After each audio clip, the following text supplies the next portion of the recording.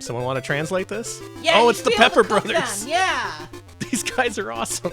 No way, kill them. They're Put singing. them in a pot. Put them in a stew.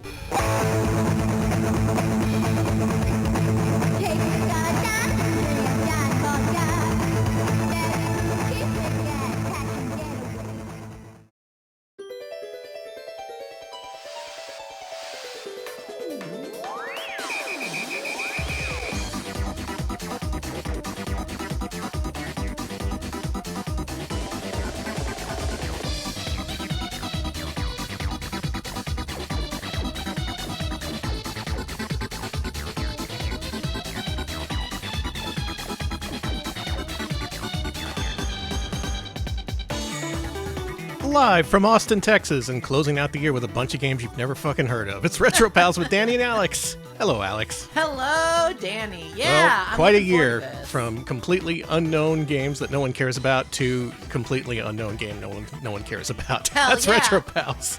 A full year of this and more. More to come in 2026, so look forward to it. Look forward to us. Tonight, we got, oh my god, we got quite a show for you here. Contract developer extraordinaire, Jorudan, is the subject of tonight's stream. Closing out the year with a big one. Turns out this developer is behind a whole bunch of games we've covered previously, many of which were seen as recently as this year even. Yeah, yeah. So it'll be interesting to go back deep in their history and figure out just what the hell their problem was. What is your problem, Jorudan? Jorudan, what is your problem? That's what we're aiming to find out tonight. Hi, folks. It's Hi. Retro Pals. We're here to play a bunch of games. If you hear any gunshots or fireworks in the background, that's going to happen because it's New Year's Eve. It's New Year's Eve. A lot of people going to be popping things off, popping bottles, popping fireworks, popping Music. Yeah, popping music. See? Good Bring one, it back Alex. to the games. Yeah, I'm a yeah. gamer. Thank you, Alex. Keep your eyes on the prize, by which I mean games. Hell of a show here tonight, and I want to get things started as soon as possible. So, Alex, why don't you thank some folks? Thank you, Sailor Soapbox, for the 43-month resub. Oh, here we go. Crazy Taxi is known as locomotion in Espanol. I like that one. That one's one's good. I like that very, one a lot, too. Very punchy one. I appreciate that. Thank you. Thank you, Celtape, for the 33-month resub. My sub is now almost at LP speed. You're getting there. 33 and a third. Thank you. Just a little bit more. Thank you, Al Pennington, for the 31-month resub. Last chance to sub for 2025. It's true, it is. Yeah, if anyone wants to sub in 2025, you can be among the few to claim next year that you were subbed to us in 2025. So do it. Do it now. Thank you, Sepasai, for the 50 Happy New Year bits. Thank Happy you, New Year, you. Sepasai, and thank you. And thank you, Lolo, for the 100 bits. And the horses. Thank you. Here come the horses. And Shax with the 50 bits as well. And Shax with 103-month resub. Happy New Year for the 8th time. Oh my That's God. so many. You've celebrated 8 New Years with us. That's Yeesh. fucked up. I've seen even more New Years than that. Wow. Thank you so much, Shax. Thank you, Vinny Bushes, as well, for the 15-month resub. 15 months in Retro Hell.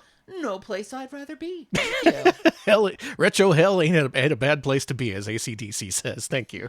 Thank you, Vagrant Wastrel, for the 81-month resub. Happy New Year to the folks watching in the future. How did the apocalypse turn out? I think it turned out pretty good. Yeah. It turns out it was a gamer apocalypse, which has its ups and downs. Thank you, Yaddle, for the 72-month resub. I made it to 6 whole years. Also, I got a nice streak going. Yeah, you resubbed for 69 months in a row. 6 freaking years and a streak of 69 months. Thank You know you. what that is? That's nice. That's very nice. Thank you. Obscuratory with the 100 bits, and Danny, there's bad news. What? Happy New Year. I just uploaded the undumped sequel to Professor Finkel What? to the Internet Archive. Why'd you do that? Professor Finkel, 2004 beginning division. It could have stayed lost. No one would have to know about the further adventures of Professor Finkel, and now look what you've done. Thank you, Obscuratory.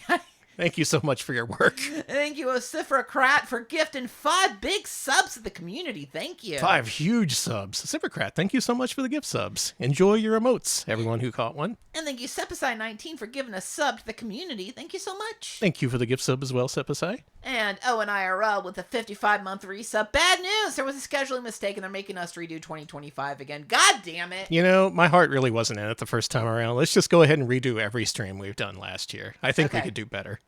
All right, we're starting off with, what the hell did we stream at the beginning of the year? I have no idea. I can don't barely know. remember what we streamed last week. What did we stream last week? What did we stream last week? Oh my God. We Well, streamed Christmas commercials. that's right. Yeah, there you go. And Jingle Cats. And Jingle Cats. Yeah. That's right. It's easy enough to remember because it's the holidays. Yeah, that's a good enough excuse as any to redo all of 2025. Well, before we complete the time loop, might as well do our Jorudan Super stream. This stream, as with all of our Wednesday Showcase streams, is a direct result of how our patrons voted in the most recent patron poll. Oh, yeah. We took it to them. We asked them, which of these two somewhat infamous contract developers should we showcase on the RetroPal stream? It was a bitter fight. It sure was. Dino Wars and Circus Caper creator Advanced Communication was ahead through the entire weekend. But then, right at the very end, I think within the last couple of hours even, Jorudan pulled ahead. Good job, Jorudan. Good job, Jorudan. You beat the guys who made Dr. Jekyll and Mr. Hyde, so nice freaking work. All right, so Jorudan. You want to see some Jorudan?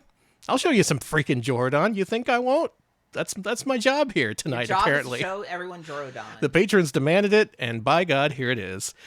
This is an unusual story on our part because we actually featured the last game that Jorudan ever released during our last patron request gauntlet. That being Sukeban Shachou Rena Wii for the Nintendo Wii. That game about the CEO cat who was kind of sassy. So we know how the story ends, but how did that start? How did we get there from a developer that started in the 70s to their very last game being a weird minigame compilation featuring cats for Wii?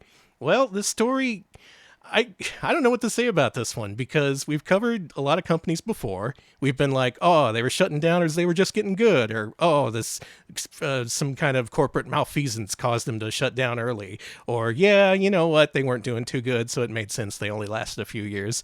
This is a company that lasted a good 30 years, and they have multiple different significant eras, in my opinion. And what you're going to see of Jorudan at the start versus the middle versus the end is going to basically be a completely different company. So this stream's going to be all over the place. I made a list of all the games they made, and we're not necessarily going to play them all because you'll see. You'll see. Many of them are quite similar. But we're going to hit the major beats, and I'm going to leave just enough unsaid to leave you, you know, a little breadcrumb trail to follow. Mm-hmm. Be like, hey, if you want to do your own Jorudan exploration, I'll give you the map. It's right here on stream. It's a stream map. Thank you, Eden Coven 100 bits. Not much. What's Jorudan with you? Thank you. And with that, let's start off, as they did, in arcades. It's under the favorites thing on the left. Oh, that's much better, yeah. So they started off not really as a company. They were a subcontractor of a subcontractor for Nichibutsu. Oh. So that's a good sign already. Nichibutsu, the fine creator of such well-known games as Dacholer and Mahjong Real Mahjong at Night. That's not one of their games. What's it called? Whatever. The one with Batman in it. Oh, yeah, Batman. But before that, they were employed by a company called SG, where they didn't even have a name. They were just like, hey, these arcade games are blowing up. This data communications company wanted some subcontractors to work on some games for this company called Nichibutsu. Seems like a pretty easy job, easy money. So their first original project, let's start off with that, 1979's Rolling Crash.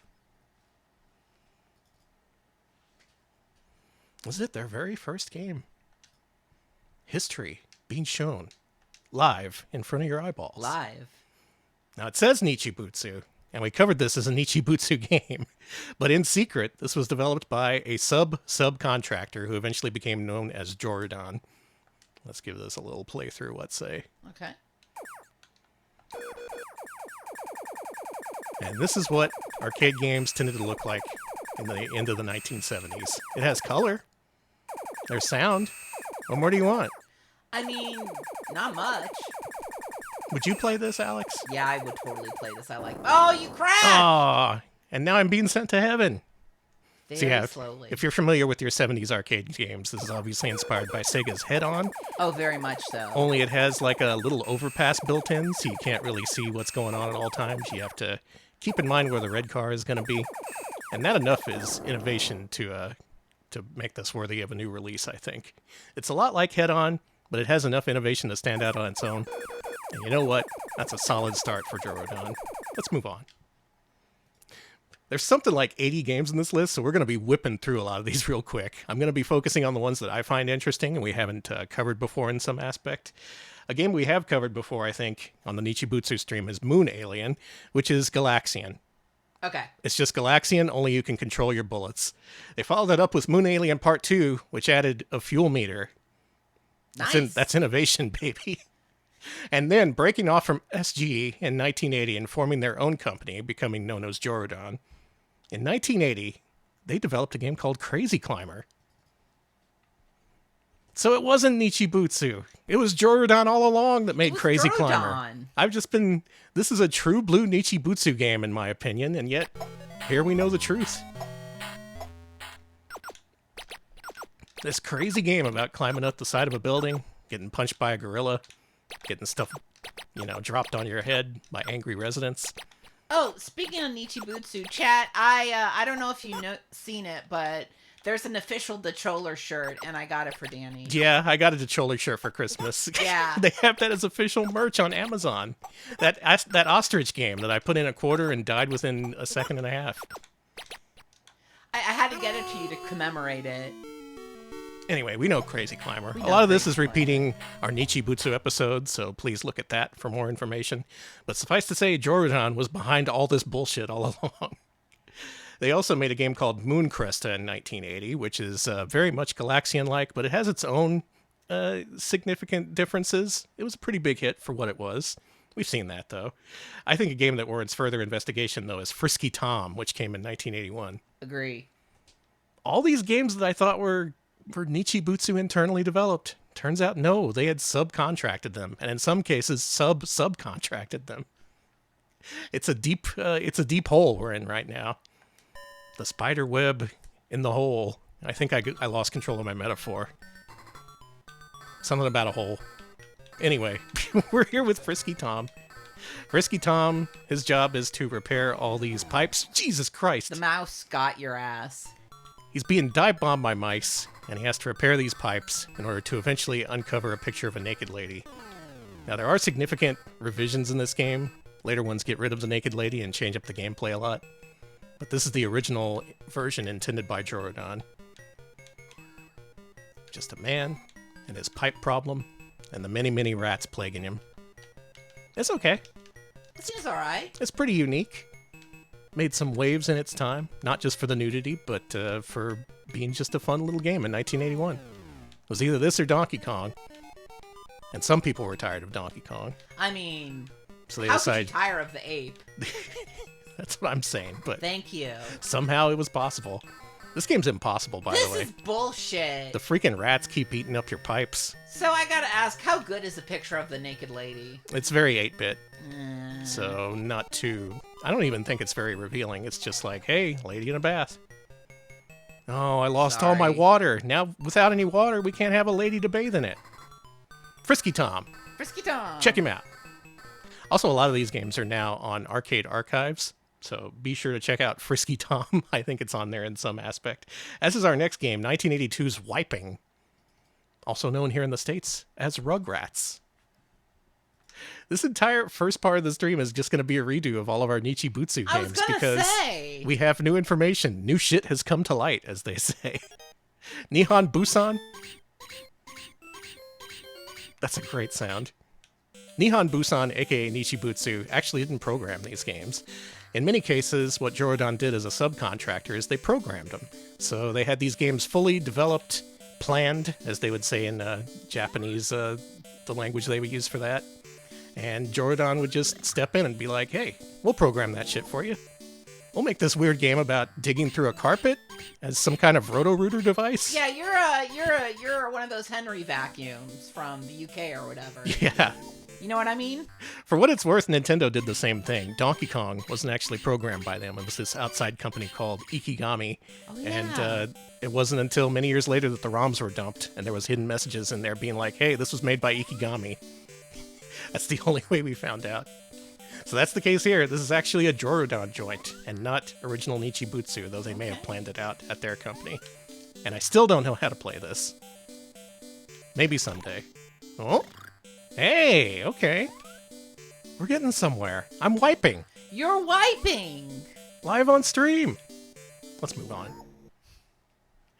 They sat dormant for a few years, waiting for the right project to come along.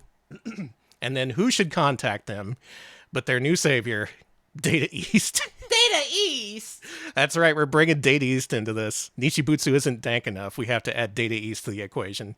Data East was like, hey, you know that crazy climber you made a while back? You wanna make that for us?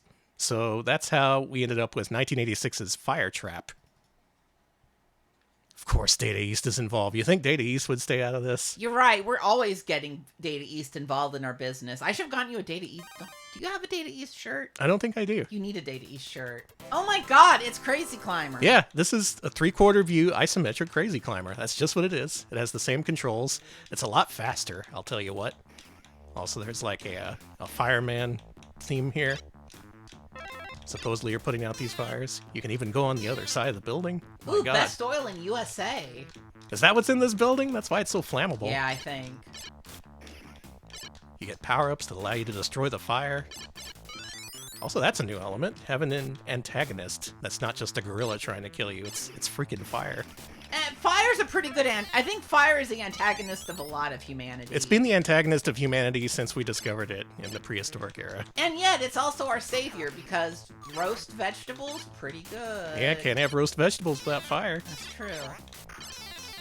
So this is what... Oh my god. Oh my god, it's great. So this is what Jorudan is in 1986. For what it's worth, it's a good-looking game for 86. It's very snappy. People might have wanted to experience Crazy Climber again since it had been probably off the market for a few years at this point. They tend to swap out arcade games, older ones with newer ones if they're not performing well. And this game looks pretty good. And boy, does it look and play like a Data East game. Sure does. That's the one thing about Jorudan. They're good at, oh boy, they're good at keeping the aesthetic of the company that they're working with. Yeah, this really is the Data East aesthetic. Or maybe they were just kindred spirits, you know? There's a little Data East in all of us. So this is cool. All right, we're getting somewhere with this. Let's go on to our next game. Okay. Data East decided that they liked what they saw in Fire Trap. And they were like, you know what? We got this game we've planned, fully developed, and designed. Why don't y'all program it for us? And Jorudan was like, hell yeah, that's what we do best. That's how we ended up with Captain Silver. Tough Ghost, thank you for 60 months. 60 months? Thank That's you. 5 years. 5 years. Thank you so much. Welcome to Data East. Have you ever wondered why Captain Silver seemed a little jank, even by Data East standards? It's because of that Jorudan magic. These guys worked cheaply, and they worked fast. So you'd get your game all right. But your game might look and play like this. That's not a bad thing. A lot of people would find this charming, in fact. The way he goes, do, do, do, do. The way you collect letters that aren't even in Captain Silver at the bottom of the screen. Oh, yeah. just fun little touches like that. Now, they also did a Famicom port of this, though I think the Master System port was Sega internal. That's another thing Jorudan did. A lot of home console ports of arcade games. Actually going to skip a bunch of those because they're not their original work, but I will mention them when we get to them on the timeline. Freaking love Captain Silver. Those robust werewolf men. They're so big. Their strut as they follow you. The fact that your character never shuts up. He's always screaming. Like, ah. That's good shit. That's magic, is what you get when you combine Jorudan with Data East. And we just got a couple of more arcade games before we move on to home consoles, where Jorudan really hit it big. So let's go to 1989, and the classic game available at Galloping Ghost right now, Arbalester. Arbalester. This game is somewhat of a meme in the Lord BBH stream. You gotta love Arbalester. But have you ever actually played Arbalester? I played it from the outside, much like the Cube. Who knows? This is also very exemplary of Jorudan's work. Now we've brought Sata into the equation. Now the party's really started. We've had Nichibutsu, we've had Data East. Now it's time for Sata.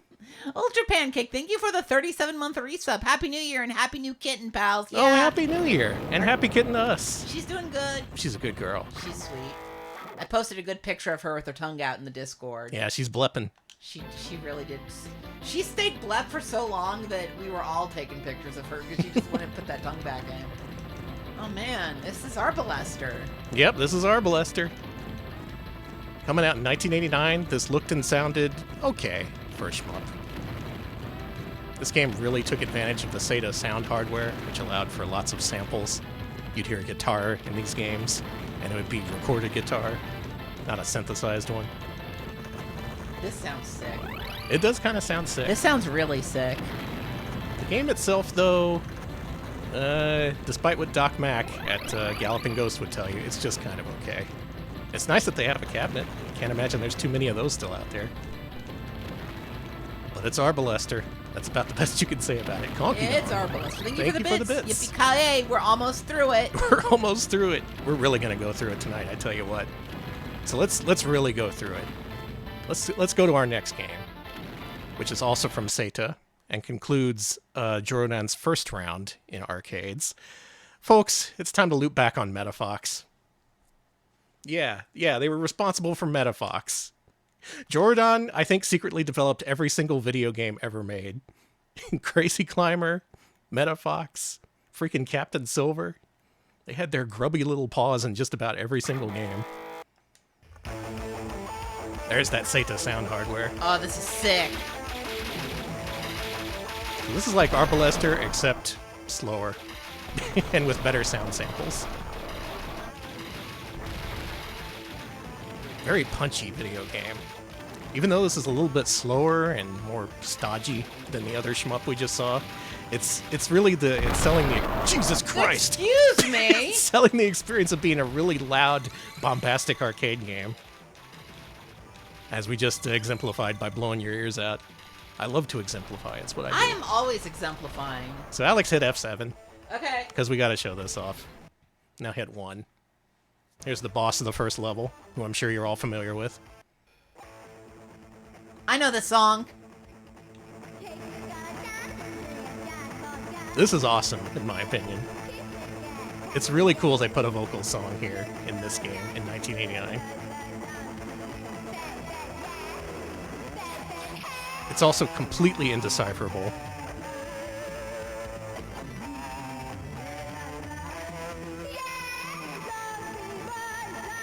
I think she's saying dogs and boys? Dogs and boys.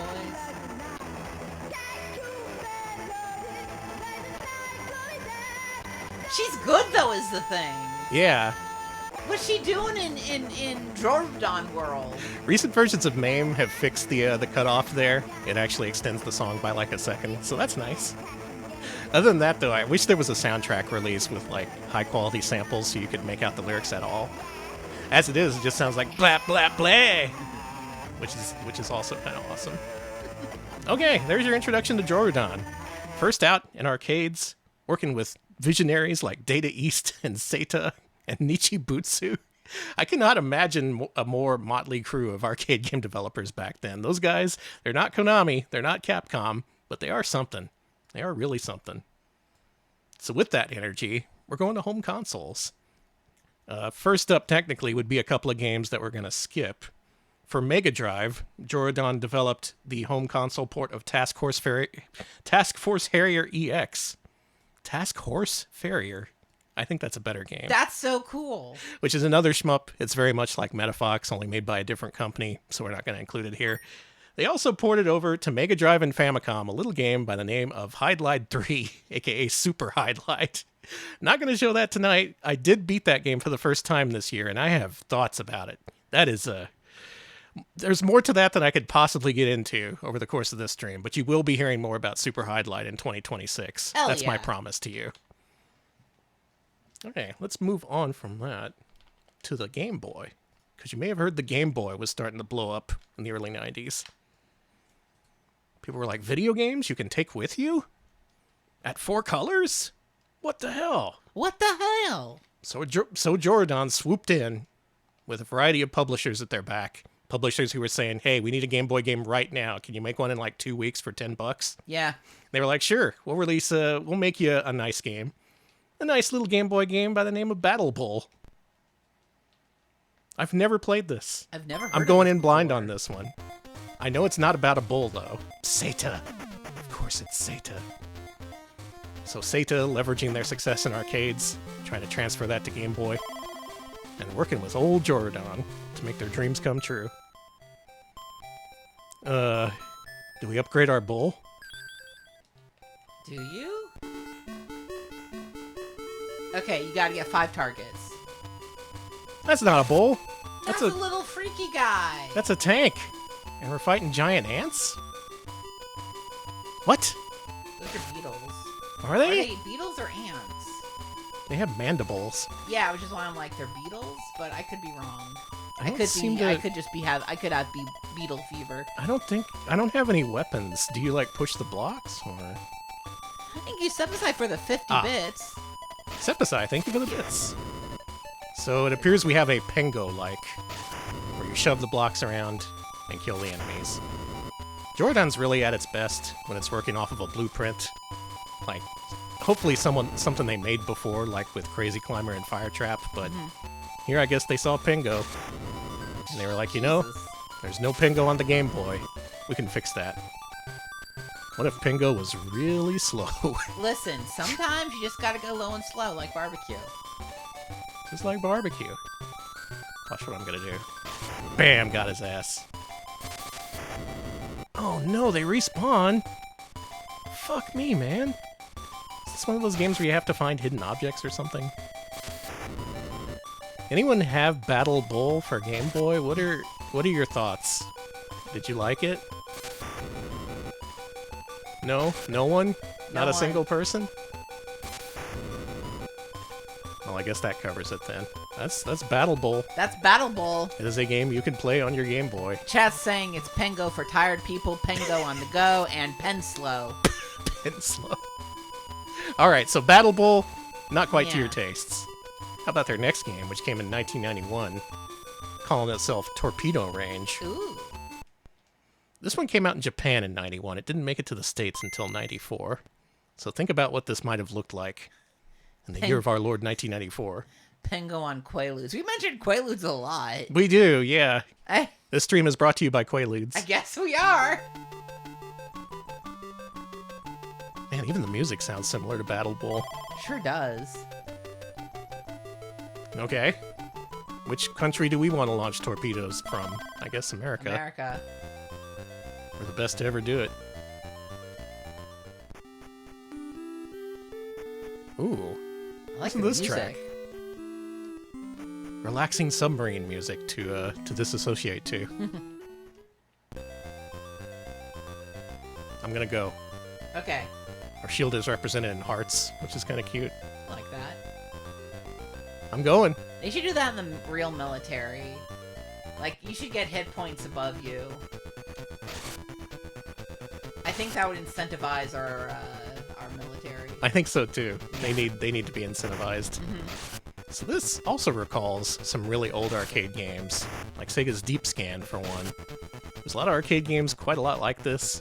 I guess they saw a niche on Game Boy that could be filled. Because, you know, it's simple enough, easy to see on a small screen. Why not bring this video game to your Game Boy? In 1994, though, I don't know. Yeah. I don't know about bringing this out in 94. Maybe just pretty much everything sold on Game Boy. They saw the sales data for Fish Dude and they were like, let's capitalize. Tepid Snake. Thank you for the 96 months. Thank you for the 96 freaking months. Hello from next year. Oh yeah, it's the other year. Oh yeah, Happy New Year. Yeah, Happy New Year to all the UK folks. And congrats on all the Metal Slug playthroughs. That was yeah, it was sick. I got to see some of that. Metal Slug turns out pretty good. Pretty good. Torpedo Range, not as good. No. We should probably move on. Okay, what's next? To our next couple of games, which are actually Japanese exclusive. Ooh. Let's play some Hitori de... Why don't you read that? Hitori de Dekiruman Cooking Densetsu. Yeah, there you go.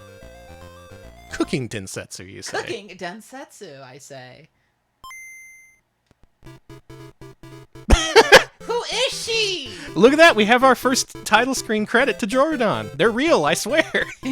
I wasn't just making up the fact that they made all these fucked up games.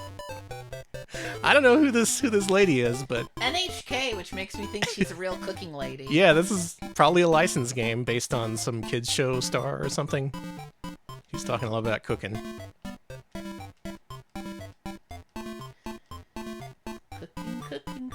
Cooking, we are cooking. I can do it myself. Legend of Cooking. The Legend of Cooking. Oh, what happened? You messed up your cooking. You mixed up the salt with the sugar. We disappointed the old man back there. He's crying. I wonder what this game plays like. I know it's cooking themed, but what kind of game we got here? It's an RPG? With towns and everything? I guess this is a cooking... Okay. I suppose this is a cooking-themed RPG. That's something. Oh, you can buy food. Tamago, pan, shio. This is... Yeah, it's like egg, bread. What do you want? That's the grocery store. You gotta go to the grocery store. I gotta see if there's random battles in this. Do you fight, like, giant omelets or something? Eggs. Chickens. Ducks, I hope. You're not a duck or an egg. What is he? I don't know what you are. I'm a weird clown man. Well, here we are, a cooking-themed RPG based on a licensed character and only released in Japan. This only scratches the surface of the kind of fucked up stuff we're gonna see from Jorudan. In fact, I'd say this is a good indication of what's to come, if anything. You can use a cooking option in combat. Oh no. Ah, jeez. It'd be cool if you can cook your enemies alive. Maybe you can. That'd be sick. Someone want to translate this? Yeah, oh, you it's should the be able Pepper to cook Brothers. them. Yeah. These guys are awesome. No way, kill them. They're Put singing. them in a pot. Put them in a stew. We lost. Well, there you go. Jorudan on Game Boy equals cooking-themed RPG. Hey. Yeah, whatever okay. works.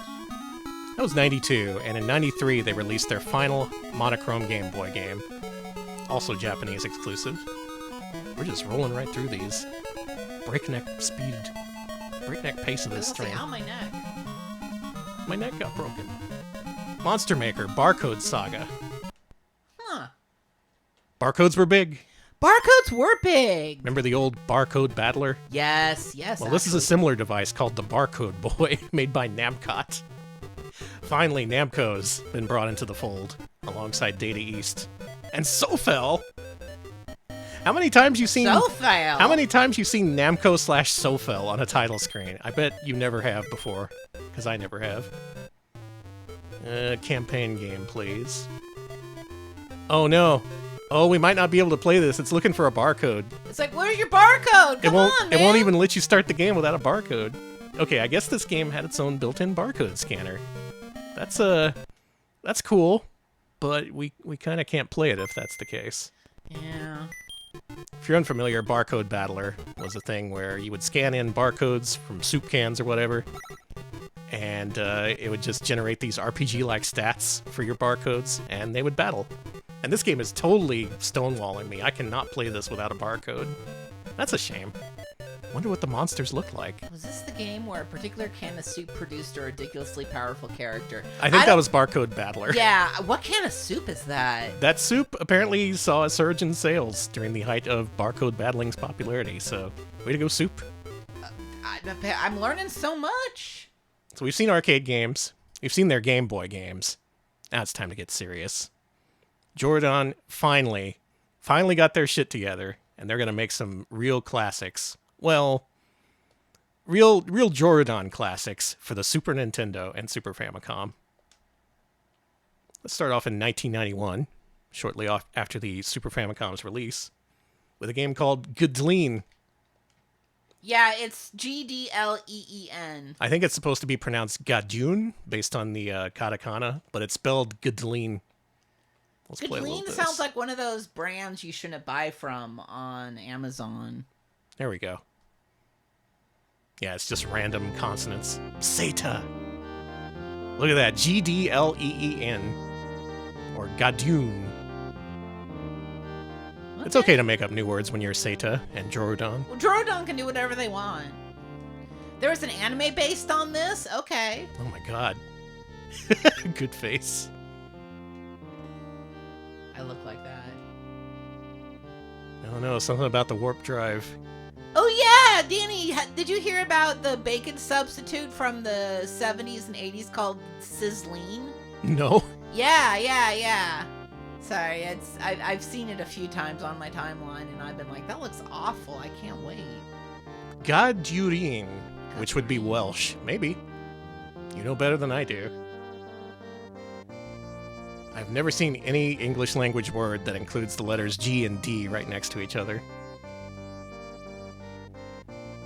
Oh, it is Xardion. It was hard to tell from that stylized title screen.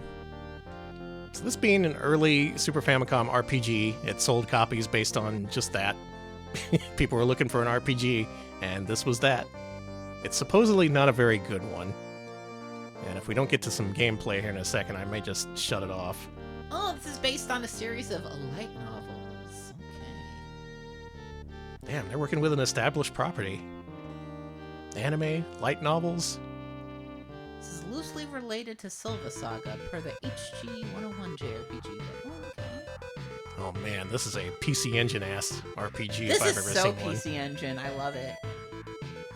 Let's look at the hole. Wow, what a hole. Good hole. Got a lot to say about that damn hole. You seen this hole? Pretty cool, right? We like the hole. Sorry, I can't. You made a theme song for them in the style of a family restaurant. The food's always good at Gudlin.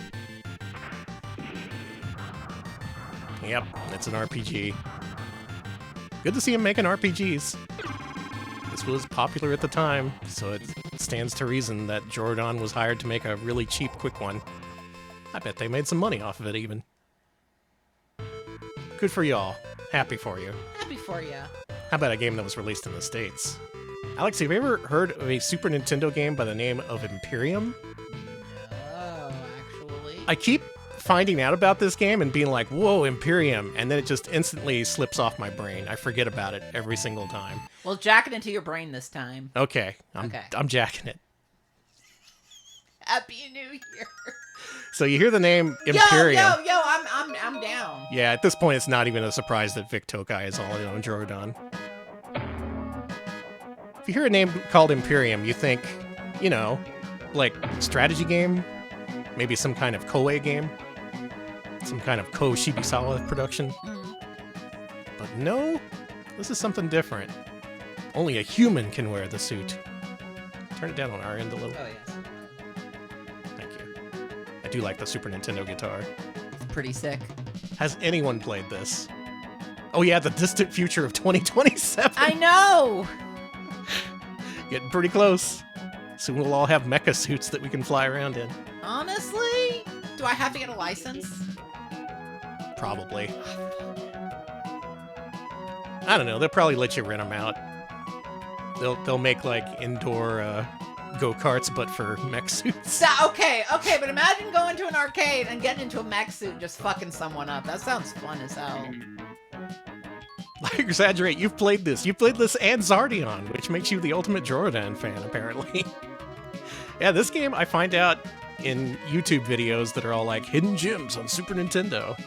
And I see this and I think, wow, this looks cool. And then I instantly forget about it. Alex, this is a shmup. Oh!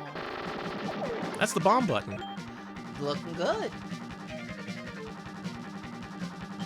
Now, Super Nintendo, kind of hurting for shmups, you may have heard. Not a great system for it. You want a Mega Drive for that kind of thing. So there's so few of them, you'd think that this one would stand out amongst other games like D-Force and fucking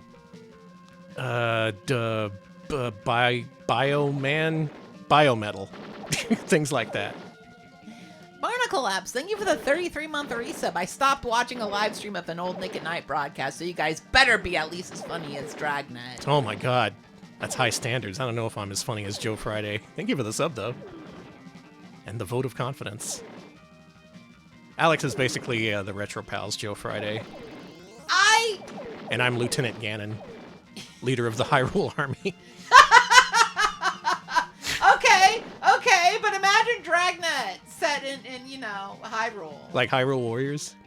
God, is Hyrule Warriors like Dragnet? Yeah, a little bit. Okay. You gotta follow a procedural. So this game's neat. It's better than a lot of other Super Nintendo shmups, but for whatever reason, it just doesn't stick in people's minds. You never ever hear anyone talk about this until it comes up in a YouTube video. And then everyone's like, oh yeah, this game. And then no one ever plays it. So for 2026, you should play Imperium? I wouldn't go that far. Okay, we're not saying you should play it. But it's better than the Super Nintendo port of Raiden, for instance. Multiple people in chat saying Imagine Dragnet. That's why we love you. Best chat on Twitch. God bless y'all. Imperium. You can get this on Super Nintendo, the US version even. Last I checked, this isn't very expensive either. Why not play it? Chat, play Imperium. The same year, boy, this is a big year for Jorudan because they released a bunch of landmark Super Nintendo games for them. For them. Also out in 1992. A game called Musha, the classic Japanese tale of horror. Alex, have you heard this classic Japanese tale of horror? I've heard of this game. Yeah? But I haven't heard of the classic Japanese tale of horror. It's not to be confused with Musha on Genesis. Okay. Which is a different game. This is a different Musha. Emoto's Saga. Musha. Okay. Another game from Sata. Sata and Jorudan, they're like peanut butter and chocolate. I like that. It's a pikeman named Emoto. I thought Emoto, they were using that as like little sister or something, but no, his name is Emoto. Village. Another very under-the-radar Super Nintendo game that people often seek out, and they play it, and they're like, that's okay. Would you say the ultimate Jorudan experience is, this is okay? Yeah, actually. We're going to be seeing a lot of that. Yeah, Tengu Mura. Let's start the game. I think I'm not familiar with the Tengu Mura and their cavern. Is this a crazy expensive one? I don't know. So this game, you control a pikeman. And that gives you ranged attacks. It gives you this cool spinning move. I like the spinning move. You can jump really high, but also your jumps are very shallow in length, which makes it kind of difficult to play. There's a lot of cool yokai and shit going on here. Monsters and whatnot. Yeah, look at that. Can't touch me. I can spin my pike. Nice flats. Thanks. We're really getting into the core of Jorudan now. This is an experienced company seeing a niche on Super Nintendo. And like, we gotta get into this action platformer thing. Hell, if Konami can do it with Castlevania, why not Jorudan? Exactly. Why not Jorudan? Jorudan can. Try. I'd even say this game is pretty decent looking. It's a little awkward to play, let's say. The controls, yeah, well. It's right in the hole. The jumps don't feel great. It gives you a bunch of different moves. A lot of enemies and bosses require you to actually take advantage of those moves, so it's a little bit non-standard. Maybe it takes a little getting used to, but this is a game you can play and enjoy. We're moving up in the world, Alex. We are. We're moving up to better games. Better games. Okay, so with that said, let's move on to what many would consider Jorudan's magnum opus on Super Famicom and Super Nintendo. Okay. Finally, it's time for Xardion. Weird noise they're making in the background. Ooh. It's like a moaning dog. I don't want to think about that, Danny. Oh! Anyone play Xardion? If there's any game we're going to play here tonight, this one has the highest chance of actually being played before by people. K-Price, you were at a rave? Were you at a corn rave or a regular rave? Corn rave. I gotta know! This game, they pulled out all the stops. This has mecha designs by a famous guy who worked on a bunch of OVAs featuring mecha. They got input from Gainax as far as design goes. They got story writers, and the resulting game is, as you might expect, kind of okay. But man, the deeper you dig into this game, it really pays off. There's lots of plot twists. You have a team of a bunch of people working together. Some of them end up dying, which is kind of handled in like a real anticlimactic sort of way because of the translation. It's kind of funny. But man, this game, for Jorudan, it goes hard. We gotta rescue Panthera! Destroy arms! First boss is a cutscene, which is cool. Cool. So you have a bunch of different characters in different mech suits that can combine their forces. And eventually turned into the almighty Xardion, which is some hidden, ancient, powerful device. Okay. I was hoping Xardion was like an ancient mech. It is. Oh, okay. And here we go, the first mecha action game that many people probably played on Super Nintendo. We didn't know about no Gundam in 1992. Only nerds knew about Gundam. Yeah. Look at that. Look at that I little like guy. that guy with the big neck. It's like a goose. It's Lucio. Oh, this is so Jorudan. I can't really put it into words, but there's a certain je ne sais quoi about their games, a certain workmanlikeness to it. A certain mouthfeel, you would say. Yeah. Like, I need a gamer version of the phrase mouthfeel for how games feel. You know what I mean? I think you're looking for game feel. Game feel, whatever. So you got 3 different dudes. I like that Including guy. this guy. If anything, this game has amazing character design and adequate everything else.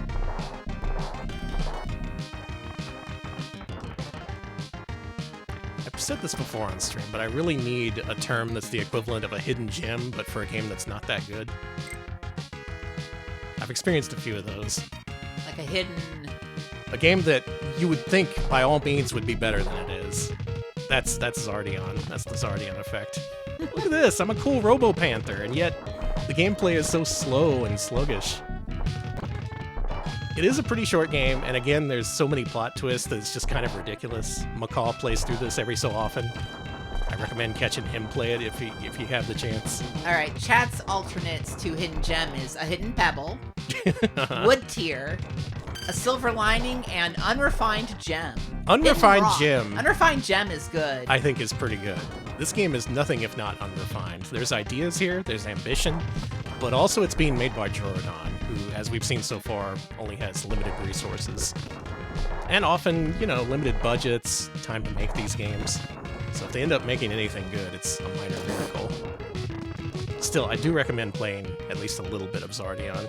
And at some point, we may even play through this on stream, just because I find this game so fascinating. You get level ups. I'm gaining experience right now as I'm killing these guys. Oh, gotta get to the end of the low tunnel. It's Oh Pantera. yeah, diamond in the rough is literally the term for that. Okay. I forgot about the term diamond in the rough. It's not really a diamond, though. It It's is like not a dime, that's fair. zirconia. Yeah, as chat said, hidden cubic zirconia. Yeah, yeah. It's basically what you can expect from the Jorudan formula. Okay. But I wanted to spend some time to emphasize this game, because if there's any of these games you should check out, it's this one. Oh, the guy is named Arms. That's why they say Destroy Arms. Oh, I thought it was because he has big arms. Yeah, you would think. Let's switch back to the main guy. Actually, no, let's do the wizard. Oh, everything about this game indicates that it should be way cooler than it is. And then you play it, and reality sets in. But it's still kind of okay. The platonic ideal of a 6 out of 10, if there ever was one. Play some Xardion, why not? Xardion. Next up, another game you may have played, because this actually came out in America on the Super Nintendo. I rented this. I rented this thinking it was the Capcom arcade game, and boy, is it not. Turns out Jorudan made their own brawler based on Alien vs. Predator. And it is super. Jorudan brawler? It is super not the Capcom arcade game. Let me emphasize that. This is a Jorudan original. Yeah, the people who know this game already say, oh no, and oh. Exactly. Another game that seems like it should be way cooler than it is. Alien vs. Predator on Super Nintendo.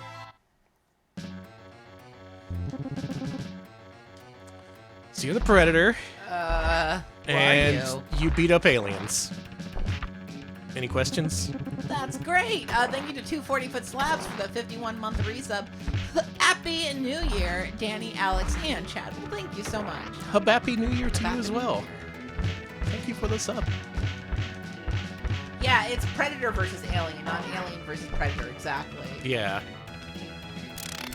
For what it's worth, they did spend some time sprucing up this game for the US release. There's a pretty interesting article on TCRF explaining that the original Japanese version was kind of a huge piece of shit, whereas this one is just a little piece of shit.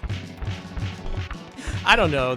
The sound effects they use for the impacts just have no impact whatsoever. Yeah. And that kind of drains you as you play through this. It's also, like the Jorudan standard, very slow and kind of sluggish to play. Conky Don, thank you for the bits. Thank you. Fappy Nude Beer? Where? Never. On this stream? Maybe in 2026. Maybe.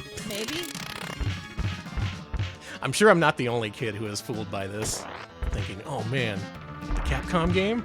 On Super Nintendo? Do you think other kids were thinking about that game, or is it just... Is that say poot or poof in the background? Whoa, that sign up there says poot.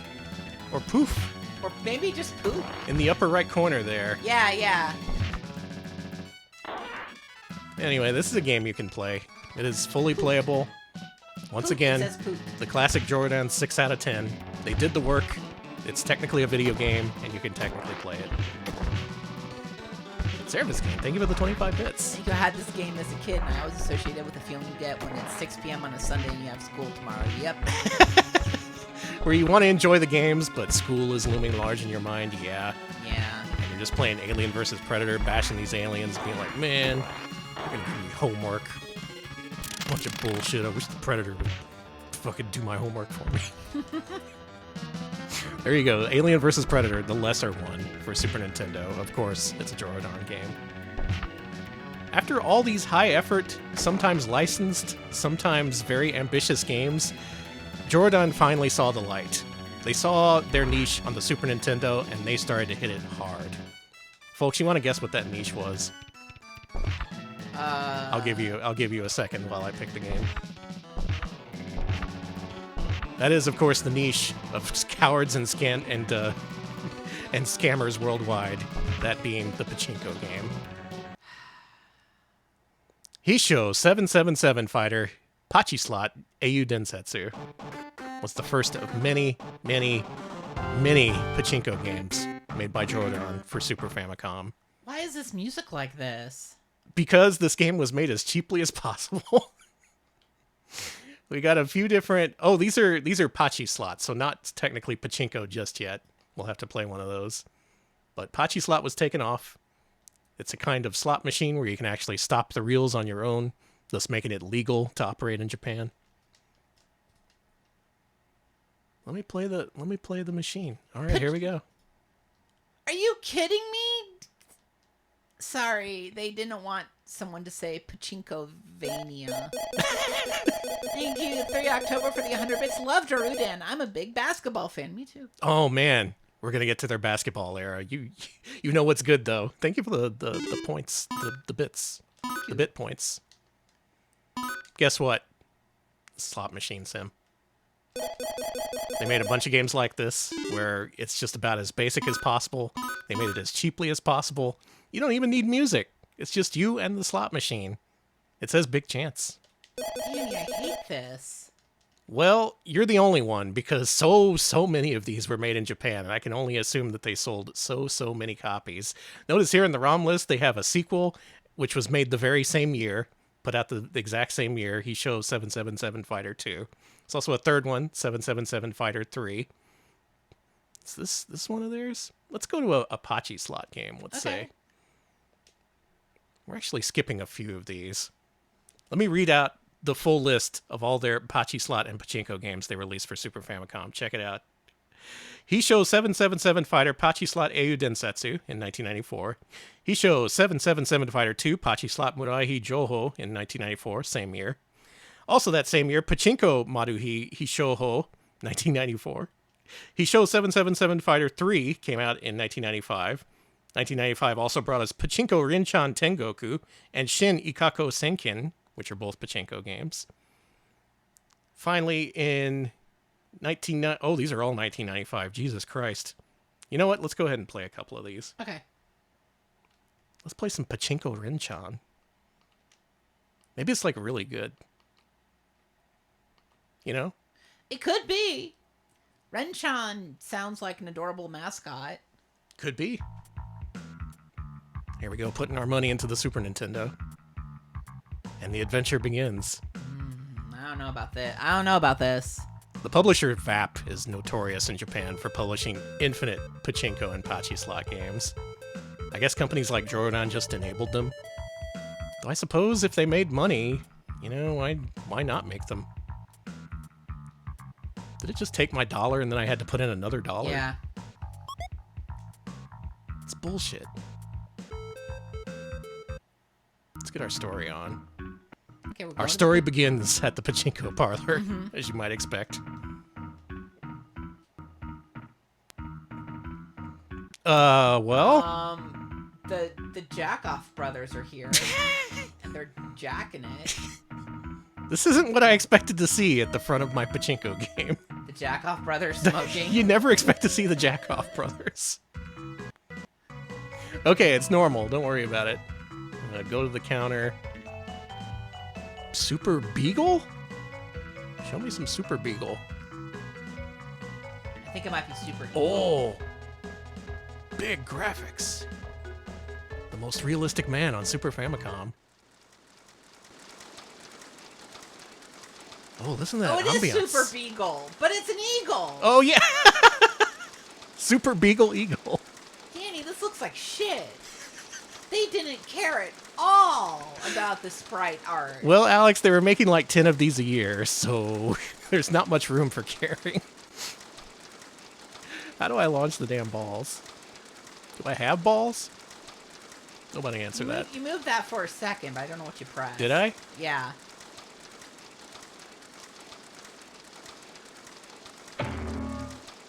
Being banned for my opinions, of course. What if this is one of those games that requires its own controller? That's Pachinko noise you're hearing from the other Pachinko machines. Yeah, Okay, it's ambiance.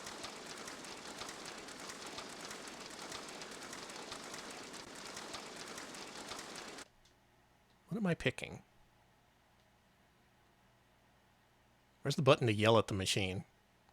Did I get an issue of Pachinko Monthly? Yeah, they're like, you're not good at Pachinko at all. What can you possibly learn about? Well, I guess we're going to find out. This really sells the life of a Pachinko addict. You're buying the Pachinko magazines, looking for pro tips. Thank you, Tepid Slink, for the 100 bits. My Pachinko story. I walked past a Pachinko parlor in Japan, and when the door opened, I was nearly knocked off my feet by the wave of sound that came out. Hey, you're doing it. Oh, yeah, they're quite loud. And back in the 80s, they were also quite smoky. This is a place to go to smoke. Thank you for the bits. So, this is Pachinko. We're going to skip a number of games that are exactly like this. Hopefully you understand why. I'm not really... I don't know, if I was really into Pachinko, maybe I could tell you the particulars of how these games are different or how they excel based on, you know, comparison to other Super Famicom Pachinko games. But just from this cursory look, it's not looking too good. They can't even spell eagle. But it doesn't matter if it's good. What matters is if it sells. And it sure did, It sure as shit did. Oh my god, did it ever. We'll just go ahead and skip over quite a few of those. Okay. Let's play the remaining Super Famicom games that might not be Pachinko. Note, I said might. They still might actually be Pachinko. Let's play some Date Kimiko no Virtual Tennis. Because why not? Tennis. Virtual tennis, too. Fuck it, man. Yeah, there's TV shows dedicated to watching Pachislot and Pachinko. There was a subgenre I mentioned before on stream of movies that involved Pachinko in the 80s and 90s. Like, there was a whole subculture. Kind of want to see a Pachinko movie. They're out there. Do you, like, throw the balls at people and then they trip on the balls and they fall and hit their head and they die? I think you're looking for Home Alone Pachinko You're edition. right, I'm looking for Home Alone. Well, another popular category for quick and dirty games to release for your cartridge-based console, tennis games. There was a lot of tennis games back then. Most of them didn't come out here in the States, but many of them did. Super Tennis, I think, was pretty good. And then there's this. Oh, come on. That was perfect. Come on. Thank you, 3 October, for the 100 bits. Imagine the movie Rounders, but Pachinko. Imagine. Imagine Hoop Dreams, but with Pachinko. That sounds like one of the worst documentaries you could see, or Yeah. one of the best. Well, this one uses Mode 7 pretty well. It looks decent. Oh, and you see Jorudan in the background. They're credited. Hey, they're credited here. Not on the title screen, but they got their name in somewhere. That's the thing about Jorudan and Tosei and Advanced Communication and all these kind of lower tier contract developers. Often they went completely uncredited, and it's only thanks to the efforts of people like the GDRI, Game Research Institute, that tracks down all the different people who worked on these games and get confirmation that, yep, it's a Jorudan joint. But often it comes down to vibes, feel, you know? Mm-hmm. You play enough games, you get the sensation that you're playing a Jorudan game. And this one delivers that same thing. That good Jorudan feeling. That Jorudan game. Let's play a couple more of their games towards the end of their Super Famicom era. Why don't we play some Shinzui Taikyoku Igo? Because I have a feeling I know what this is. Folks, you like Go. It's alright. Jesus Christ, there's so many of these. There we go. They all kind of blend together. A nice blended Jorudan smoothie. J-Wing and Jorudan. Oh. So I would say this is a valley in their career. We saw the highs and lows, the highs being their arcade shmups and their first wave of Super Famicom games. And then they settled in and realized, you know, instead of putting in effort on games like Imperium and Xardion, we could just release infinite Pachinko and Go games. For many companies, it would end here. We've seen this many times on stream, where they just go, they try their best, these companies, but eventually end up downsizing and focusing on what's cheap and easy to make, and eventually they can't pay their bills, and they just end up shuttering. The story's a little bit different with Jorudan, though. Just a little bit. A little bit. But before we move on, I want to play their final Super Famicom release, which is simply called Gamble Horoki. Sounds good. What do you do in this game? Gamble. Okay, gambling Horoki. Close enough. What kind of gamble we got in here? Oh, presented by VAP. I love that. I love the snow there. Static. Okay. 1996. So a super late Super Famicom game with a good face. I think we may have also skipped over a couple of freaking shogi games. That's Japanese chess. I don't think we're missing out on much there.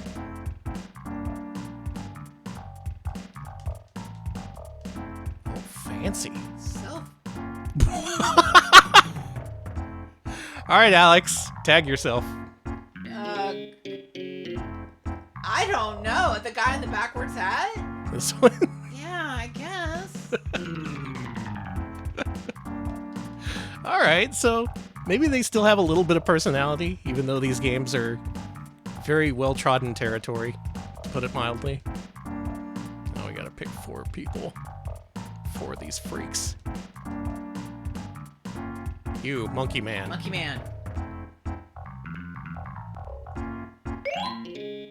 Got some funky bass here, at least. Some pretty funky gambling there, Garfield. Oh my god, it's a board game. It's a gambling-based board game. Wow. Joker. Why don't you just kill me right now? I'm not very interested in board games or gambling games, so when you combine the two, I mean, you can play this if you want. You being the people watching the stream. I wouldn't. You want to play a gambling-based Sugoroku game? Well, Jorudan's got you covered. And thus, that is Jorudan's sad end on the Super Famicom. Starting off with great-looking, if not great-executed games like Xardion and Imperium, and ending up in the Pachinko mines like so many others. And like I said before, for a lot of developers, the story ended there. They would just end software development and go off into, I don't know, productivity software or something. But here, the story continues. The story continues on a console I like to call the Sony PlayStation. Maybe you like to call it that, too. Maybe you like to call it many things. We got some PlayStation games, to put it mildly.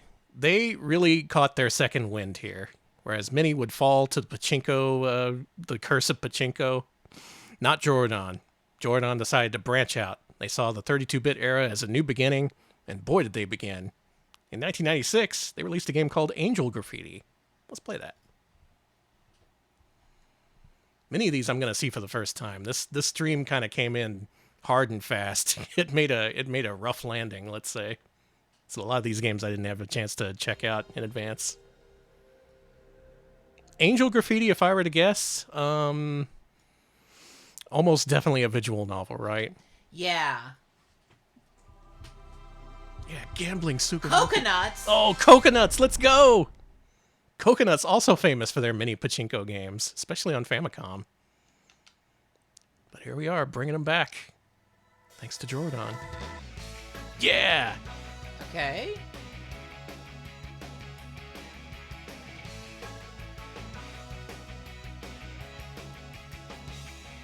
Already good.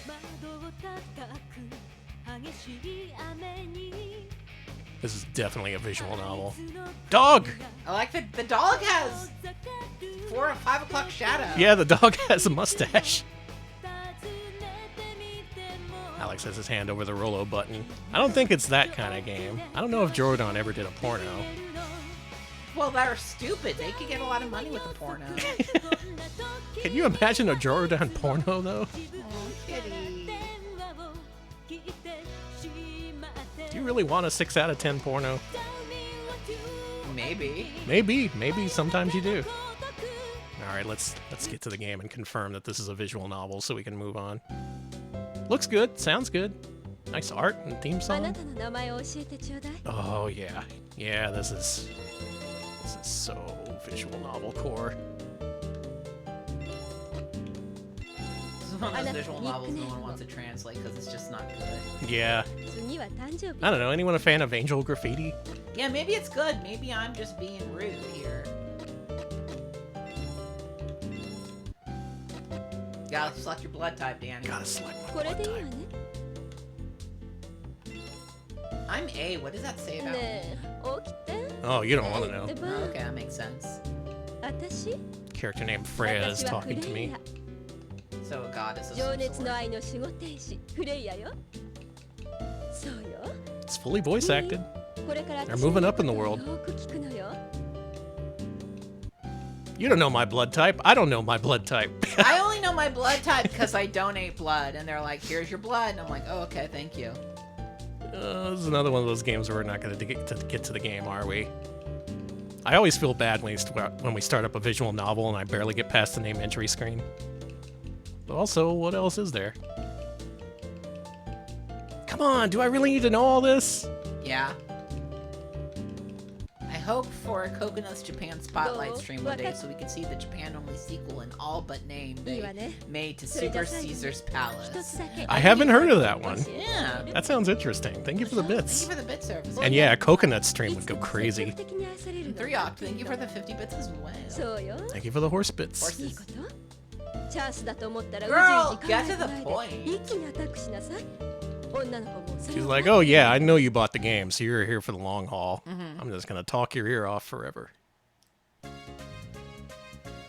Ah, it's a dating okay, it's a dating sim where Yeah, we have a tiny bed. your bed is so small. We have a little cat bed that we sleep in.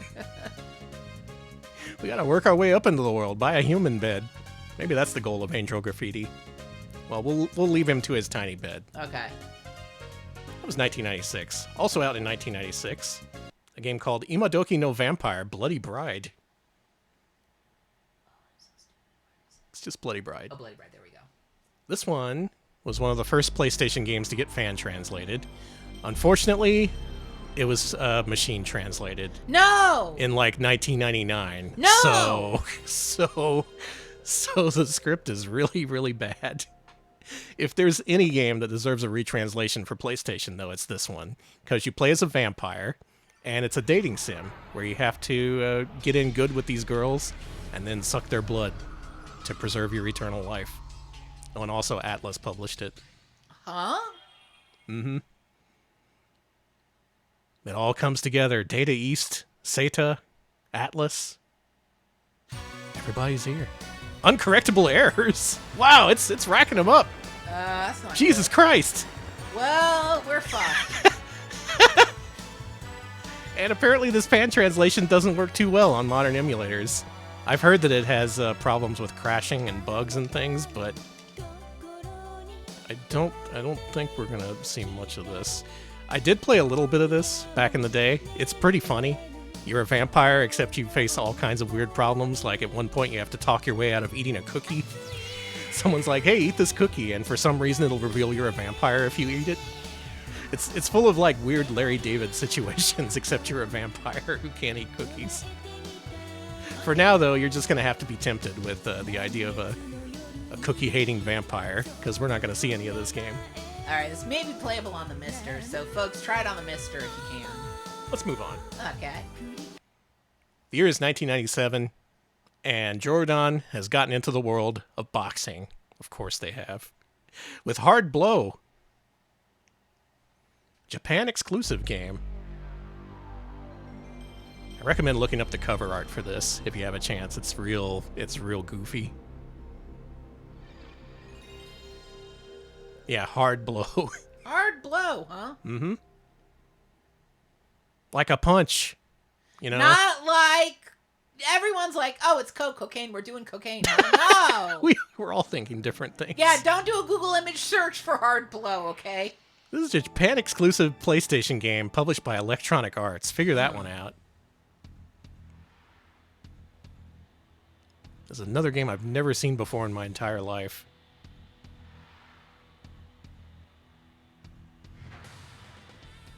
Wow, this intro is something.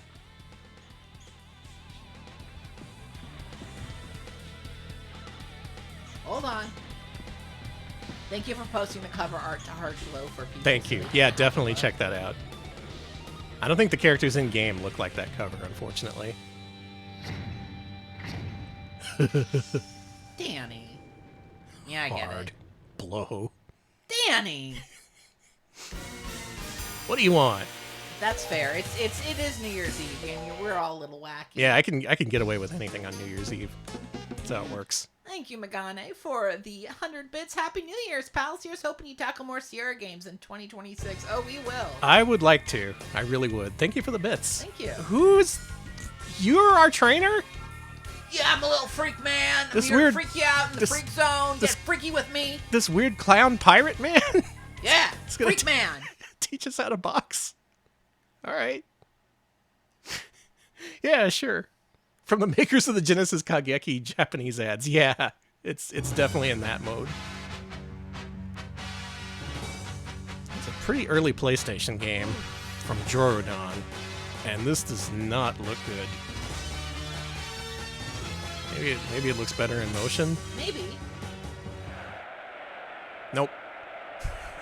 Nope.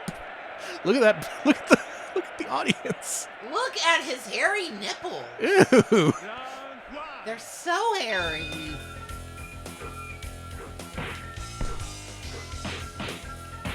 Hey, Jorudan.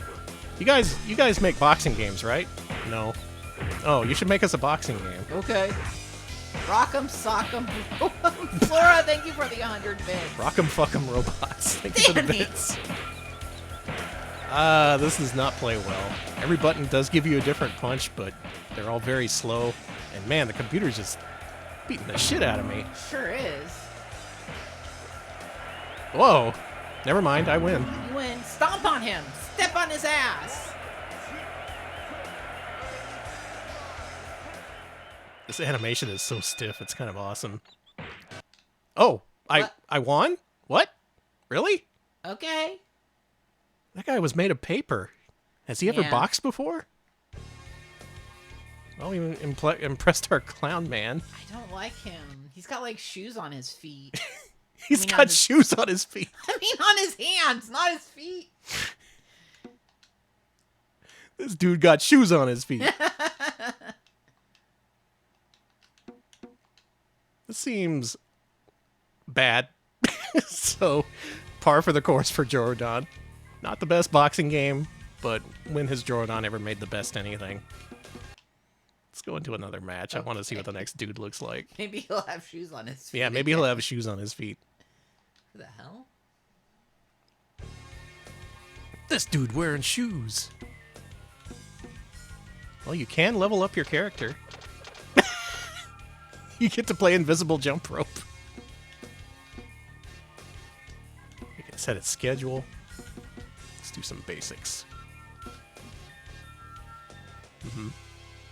Yep. If you want to train... Excuse me? We're bench pressing, but yeah. using our imagination. Don't worry about it. Because we can't afford weights. This is kind of awesome, actually.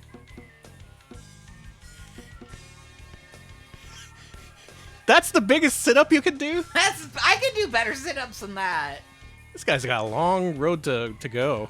We're going to leave him to it with Hard That Blow. kind of sucks. 1997. The year is 1998, and the time has come to release a game called Hiza no Ue no Partner, Kitty on Your Lap. Kitty on my lap? On my lap? None of our kitties are lap kitties, so... Yeah. That's okay. They're independent. They are, however, sitting next to you, kitties. Yeah, kitty on your lap. Kitty on your lap. My instincts are going off. My visual novel instincts. I know about this game. Culture Publishers. And Kaneko! Mm-hmm. Of course Kaneko's involved. If you're gonna have Sata and Data East involved with your scheme, Kaneko is not far behind. Kitty on your lap. Whoa! Whoa! Yeah, it's about anime babe kitty. Holy shit! This might be the greatest game ever made. Got another theme song. You knew it would be Neko girls. These poor cat girls. It's such a hard world for them. Going snorkeling? What a world it is for a cat girl. She's a regular girl.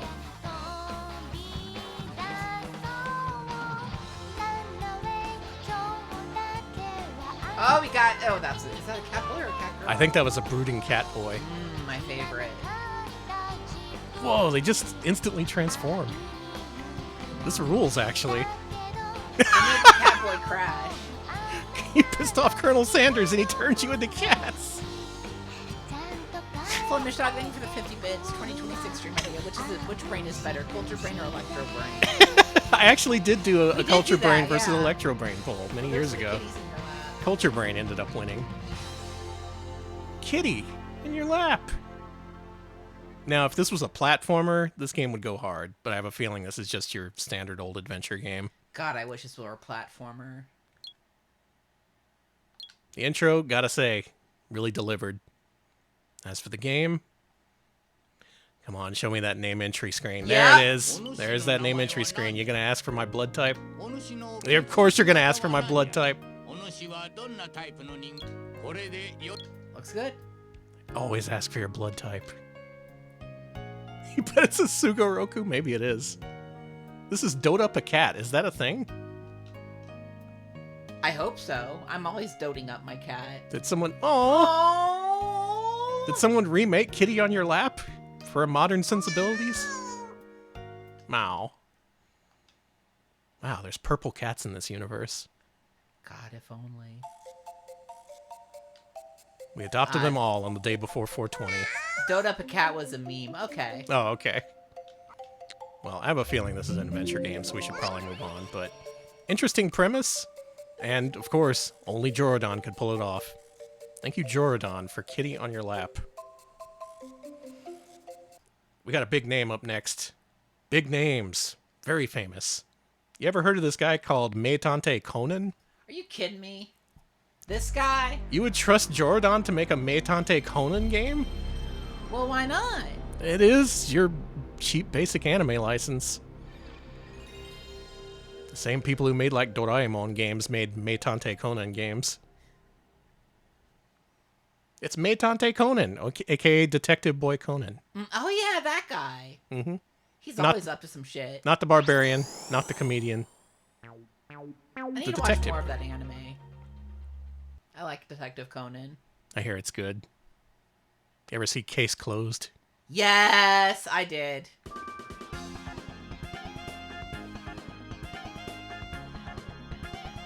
Damn, that's some Jorudan sounding music. There he is. Alright, Conan, ask for my name and ask for my blood type, and then we can move on.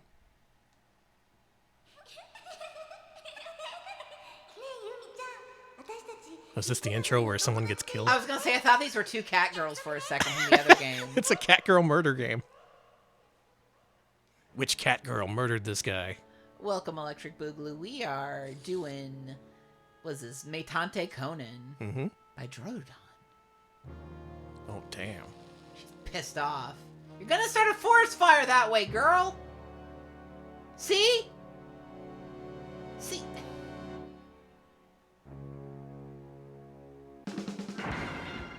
Oh, okay. There's a murder going on. Cat girl who knew too much. God, I would love a cat girl noir. Chad, is there a video game that's a cat girl noir out there? You would know, Chad. So far, we're witnessing Jorudan going through all the major waves of popularity that went through the games industry. Starting off literally with Space Invaders clones and head-on clones, ending with shmups in the arcades. On Super Nintendo, they tried to branch out, but eventually fell into the Pachinko trap and ended up making a million of those. And what's most popular on PlayStation? Adventure games. That's Jorudan. That's what they do. I guess so. Or is it? Or is it? Maybe there's more to Jorudan than you think. Because the same year, 1998, they released a game for the PlayStation called One-on-One. And here is where the twist in our story happens. Could Jorudan make a good game? I don't know if they could. Okay. They got a long road to make up to Alex. Chat's freaking out. Chat's going ape shit over this. If there's one Jorudan game you may have played as an arcade game liker, it's this one. This game is amazing. It's basketball. I'm extremely surprised that Jorudan, of all people, made it, considering they hadn't made a basketball game before.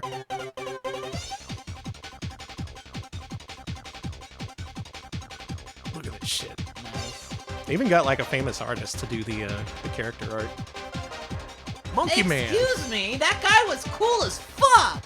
Should we play as Monkey Man? Yes! I think we should play as Monkey Man. Okay, there is furry noir out there. Actually, I'm gonna add that to my list. Oh my god, that's cheating! Angels in the outfield, but for basketball. Yeah, the slam dunk guy, that totally looks like his art. Okay, a Jorudan basketball game, huh? It could be good. We'll see about that. You don't know. What if they're cat girls? Cat girl, one-on-one. And they get a rare title screen credit, so they were either allowed to or especially proud of this one. Yes. Alright, we gotta play as the Monkey Man. He's just some guy. I love him. Manbe versus Lahisha. On the court. I really like the character art in this game, like, a lot. That's good. And the game? The game is going to amaze you, frankly. Welcome to Lahisha stage. Ready? Tip off. 3.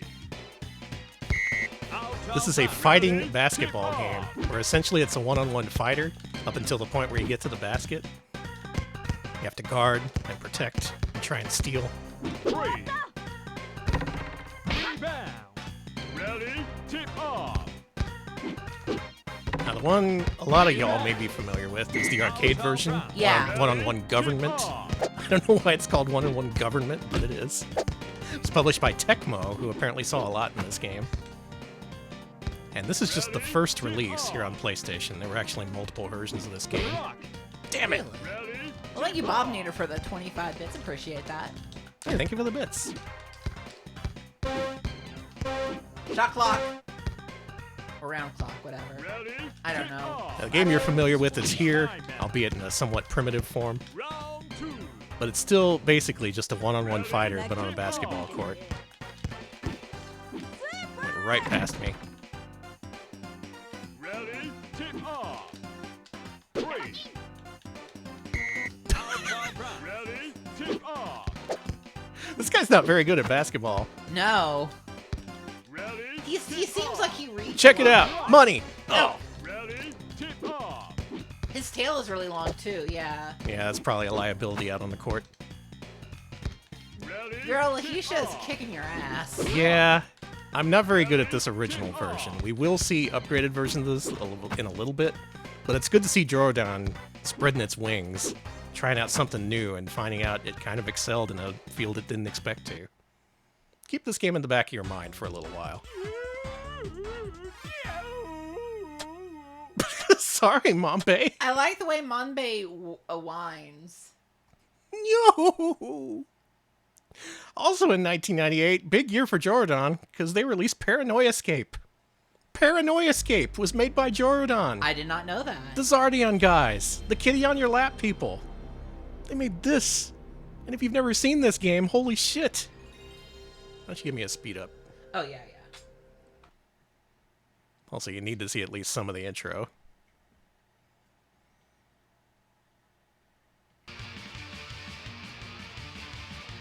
Oh, this game! Yeah, the Guts pinball game.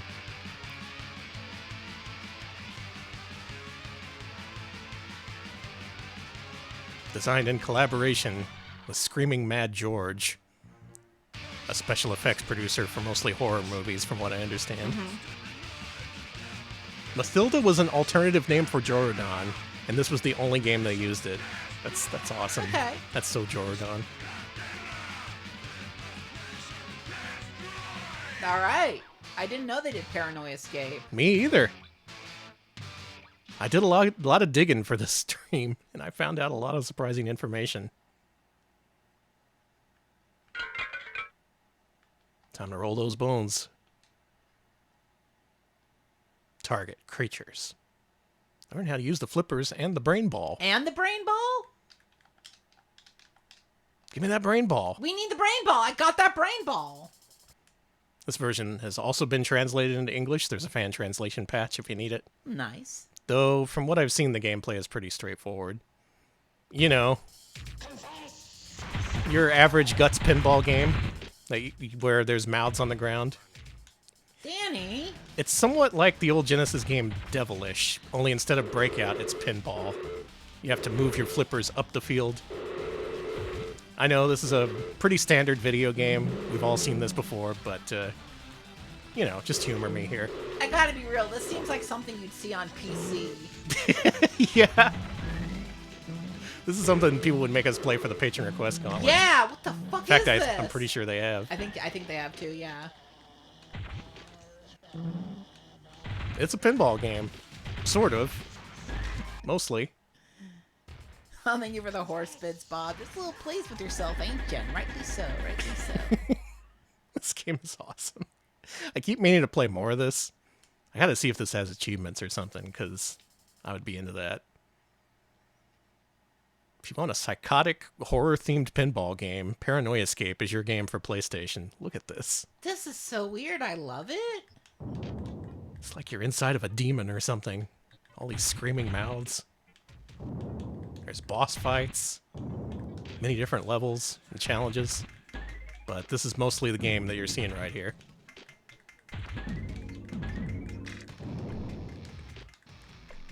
Where even are we? I can just go. I can just go. Here's go. It's fine.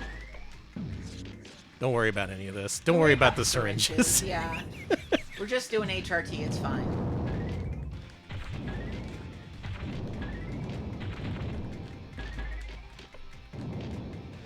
We can get this guy. So what can you say about Jorudan? How do you even categorize them? Just when you think they're hitting a niche and they're about to, you know, formulate a strategy for the years to come, they end up releasing Paranoiascape. Yeah. Paranoiascape, in addition to the Meitante Conan game. They've got a heart to them. They've got a soul.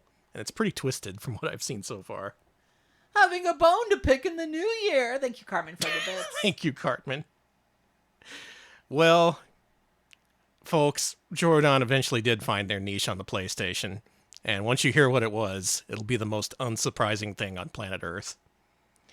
Their next game, released in 1999, released under their new sub-label named Nekogumi. Simple 1500 series, Volume 11, The Pinball. That's right. That's right. They bet all their fortunes on the Simple 1500 series because of course they did. Of course they did. Of course this is where it was headed. Sexy Mahjong is a good guess, actually. But no, the Simple 1500 game was just a bastion for all these lower tier developers who just love to make these really cheap, really easy to make video games. And that's how the Simple 1500 series started. It would just release these bare bones games with titles like The Pinball or The Horse Racing. This one I don't think I've played before. Nick Chaotix, thank you for the 59 months at Tier 2. 59 months! Here's the 59 more janky pinball games. There's at least that many. Thank you for the Tier 2 and for so long, too. Thank you so much. Happy New Year. Oh, man. Oh, man. How is it?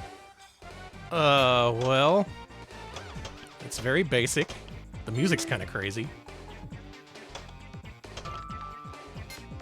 It pops up tooltips every time you hit something new, which is kind of awesome. I like that. It's very bouncy. This is giving Space Cadet Pinball. This does look like Space Cadet. Huh?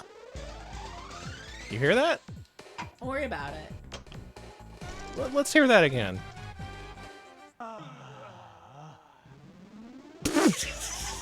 Yeah?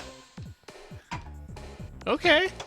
Carmen, thank you for the bits. Go ahead, Godzilla. Destroy 2025 so that the new year can begin fresh. Makes people happy. Go ahead, Godzilla. Thank you. And so, their Simple 1500 series era begins right here. They established a new subsidiary called Nekogumi, which only lasted through the Simple 1500 series. They killed that subsidiary soon after. But you can imagine, Jorudan went hard here. This is what they specialize in, right? Really cheap, easy to produce games for the mass market. This is heaven for them. This is heaven. Simple 1500. They were destined. Digi-destined. Let me name some of these Simple 1500 games that they released. The gun shooting. The Keiba, that means horse racing. The tennis. The basket, one-on-one plus. And the boxing. Why don't we try the basket one-on-one plus? Okay. And then Key Surface came for the 25 bits. It's no Dragon Beat Legend of Pinball, but nothing It's is. true, nothing can match Dragon Beat. Ultimate pinball game for PS1. Thank you for the bits. Simple 1500, the Jorudan. The Jorudan.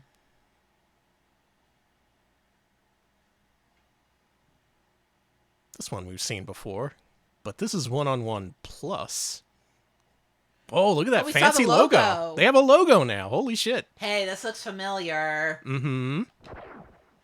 But this is one-on-one plus, which puts it closer to one-on-one government, the arcade version. Oh, shit. I think this is a PlayStation port of the arcade game known as one-on-one government.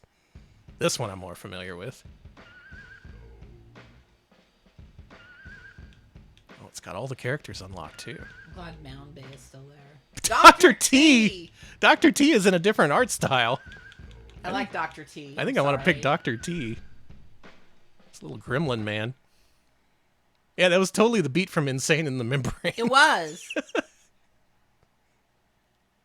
You can load up MAME and play the arcade version of this, but oh yeah, this is just one-on-one government. I like that they have a dude who looks nothing like the other characters. I That's like kind that of too. awesome. Yeah, there we go. It's all about juking past your opponent and dunking the ball or making a close shot. Yeah, there we go. See, this one I can play. The original one-on-one is kind of jank, but this one, they really amped it up. Give me that. It's my ball. Hey! It's very much like NBA Jam. I think there's even a turbo button. But it plays very differently, just being a one-on-one sort of thing, and being more focused on the character-based interactions. It's kind of like melee-based, sort of. Melee basketball. What if I went this way? What if I went this way? What if I went this way? There we go. Oh, out of bounds. This guy sucks. Multiple people said Dr. T and the woman in chat, but Wire Mother said Dr. T versus the women, which is really good. Thank you. That's good.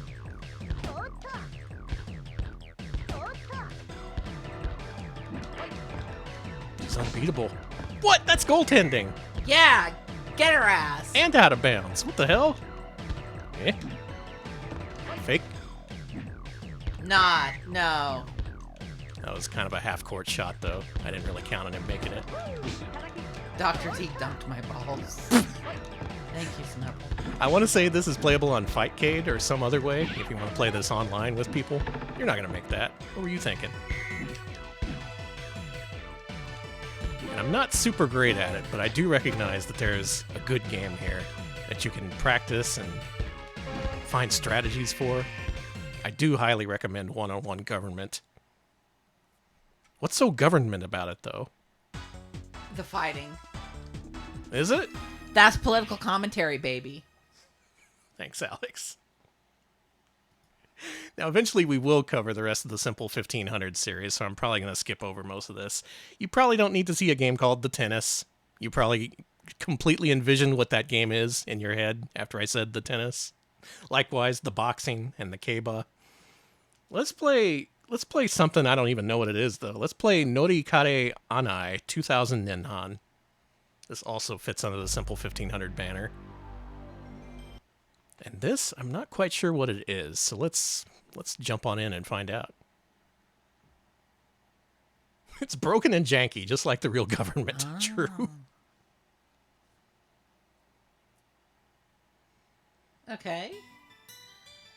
There's the Jorudan credit. I like the music. 1994 to 2000 Jorudan. Danny, what does that mean? What does that mean? Is this like a directory? It is a station directory, yeah. It's just a station directory. So this isn't a game, it's productivity software. And you say station, like in train stations? I think so. That would be very, very appropriate, actually. Can I fit? No. No, dude. Okay. We're gonna look at the available stations. Here we go. These are the stations here. You can probably zoom in and find out more details. Wow, I'm really glad we played this, actually, because this has bearing on where our story ends. Stay tuned for that. Stay tuned for the end. What's it loading?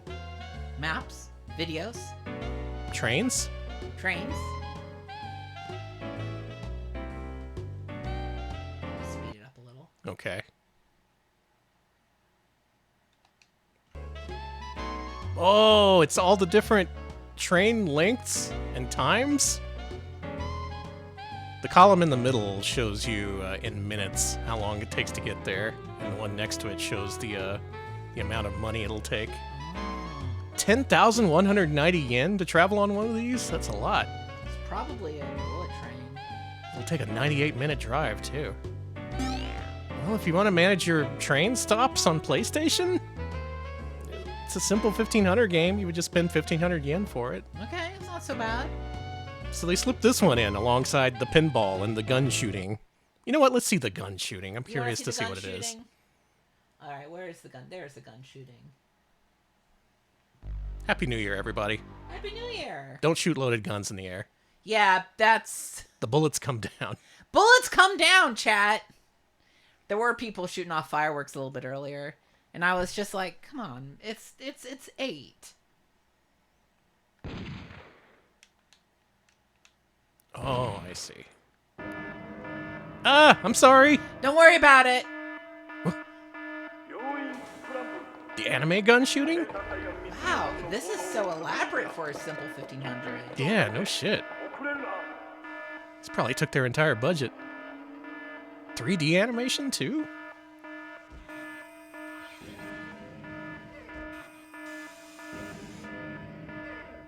I like to go on this theme park ride. This looks sick. There's a Tatsunoko credit? Okay. Sure, Tatsunoko, bring them in. They can work with Jorudan. We've had Atlas, Data East, Nichibutsu. Okay. That car did look quite a bit like a toy. It did. Like one of those four-wheel drive vehicles. Oh, man. Oh, man. Ooh. Oh, man. This is like budget elemental gearbolt by way of Death Crimson. It's kind of awesome, actually. Look at the birds. Danny, this is kind of sick. What the hell, Jorudan? Did you get the memo about Simple 1500? You were supposed to not put in any work.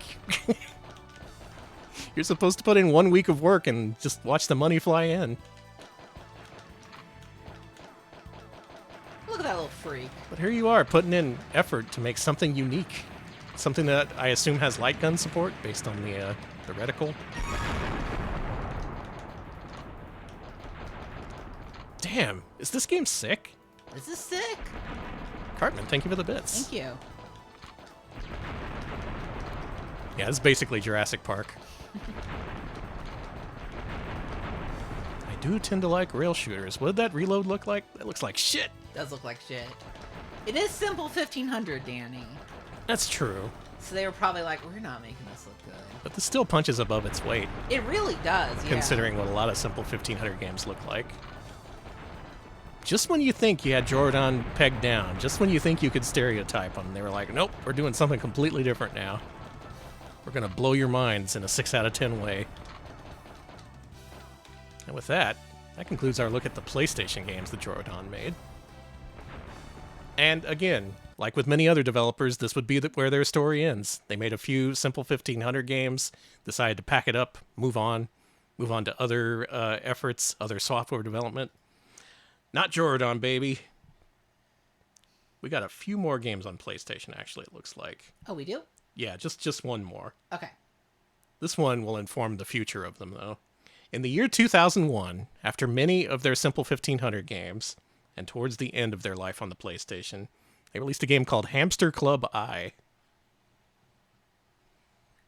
Oh, Yeah, there they it is. never stop falling upwards. It's hard to get a read on these guys, you know? Kinda is. Finally, we have hamsters. I'm delivering on my promise on Blue Sky earlier. You did promise hamsters. I What? do like the Jorudan logo. What if I told you that Jorudan had an entire hamster era? They did not. No one would do that. No one's into hamsters. That's too niche, right? It is. Yeah, no one would do that. Like, there's a few hamster games, but no way could that be true. Pet.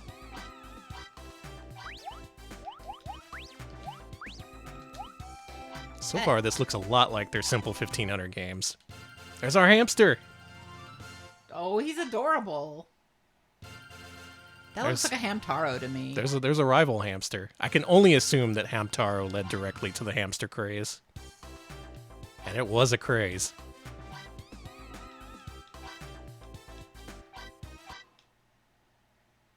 Show me that hamster. Show me hamper.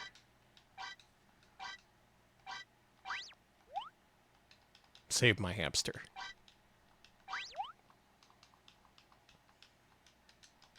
Now saving hamster. Saving hamster. Yeah, GBA especially. Hamsters were big. They're on the phone, Danny. Hamsters are on the phone. Jorudan, again, getting the title credit now. Love those interlaced hamsters. They are adorable. The hamster got that newfangled Keitai Denwa, that mobile phone.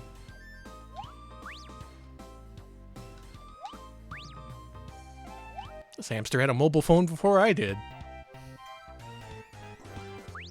He did before me too. This Oh one my looks god, good. I'm pissed off now. When did you get your first cell phone? Oh god, it was like mid-2000s. Yeah, I got mine around I got a real cheap Nokia around 2002, 2003. Hamsters, go! I'm mashing the hamster button. I think you're winning. I'm mashing. Jorudan logo. I made all the other hamsters look like shit. Man, they suck.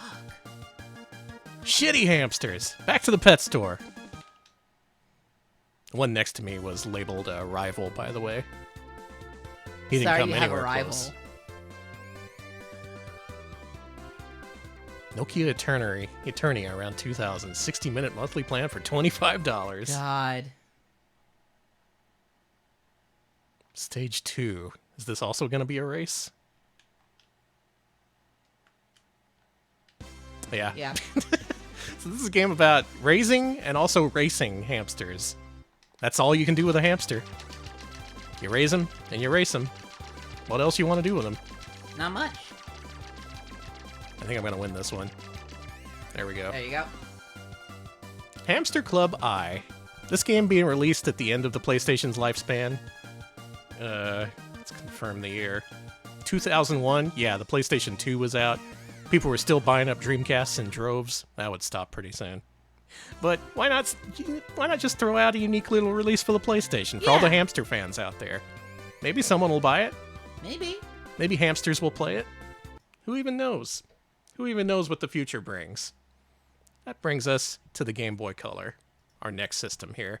Before that, let me read off the rest of their PlayStation releases we're not going to play. Simple 1500 Jitsuyo Series Volume 4 Ryori Teiban Ryori Recipe Shoe.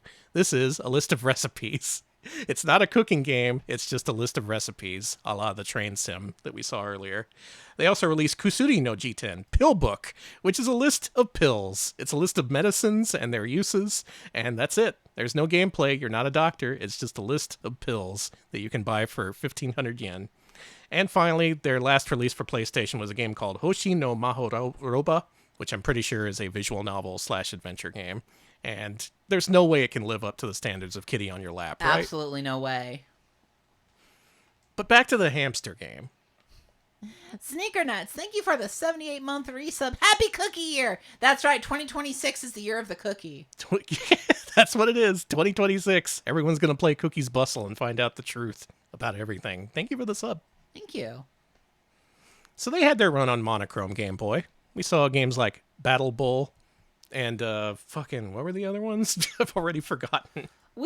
Torpedo Range. Cooking Densetsu. That was pretty interesting. Mm-hmm. The Monster Maker Barcode Saga. Exactly. Yeah. Well, here on Game Boy Color, the Game Boy Color was released in the late 90s and kind of kickstarted a new wave of Game Boy popularity. So why not go back to the old Game Boy with what we've learned on the other platforms? And what did we learn on the other platforms? Hamster? Hamsters are big fucking business. Hamtaro came out, and suddenly everyone wanted to make a hamster game. There were multiple competing hamster series on Game Boy Color and Game Boy Advance. This they did in their collaboration with their subsidiary, Nekogumi, who are credited with all kinds of different hamster games on Game Boy Color. There's so many we're not even going to play them all. She's back! She's back. This girl who is obsessed with hamsters is finally on Game Boy Color, the proper platform for hamsters. See if we can get some gameplay going on here. Yeah, come on. It's hamsters. Pick your hamster. Let's play with the hamster. Okay. Oh, he's playing nicely. Good We took him play. for a walk. Oh, man! Oh, come on! He was peeing in a box, so it's okay. All right, at least he used the box. Just coming right out of him. All kinds of different options for caring for your hamster. Of course, this is more in the vein of a pet raising sim, a la the Pets series. That was big on Game Boy Color. So many pet racing games, especially in Japan. Is Waza? Do we teach these things special moves? That would be sick. I want to teach it uppercut. Oh, he likes to gnaw. That's hamster business right there. Ham's cup. Oh, we can't enter him in the cups yet. We gotta raise up this hamster, but I don't have the time. There's so many games to get to. If you have time to play with your hamster, do it on your Game Boy Color. Okay. Alex, this game was a huge success.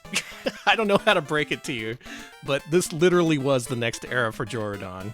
In 1999, they released this one, Hamster Club.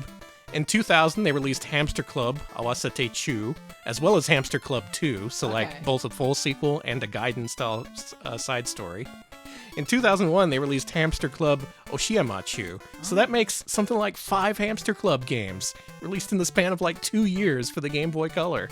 And again, there were other competing series. There was Love Love Hamster, there was, I forget what the other one was. There was one major series, I think from Culture Brain.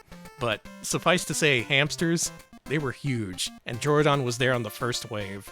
So congrats on Jorudan for capitalizing on the big hamster craze of the early 2000s. However, that allowed them to get some more work on Game Boy Color. Against all odds, Jorudan persists. And their next collaborator, I think, will surprise you, even considering all the work they've gotten before. Because they made Chase HQ Secret Police. Secret Police?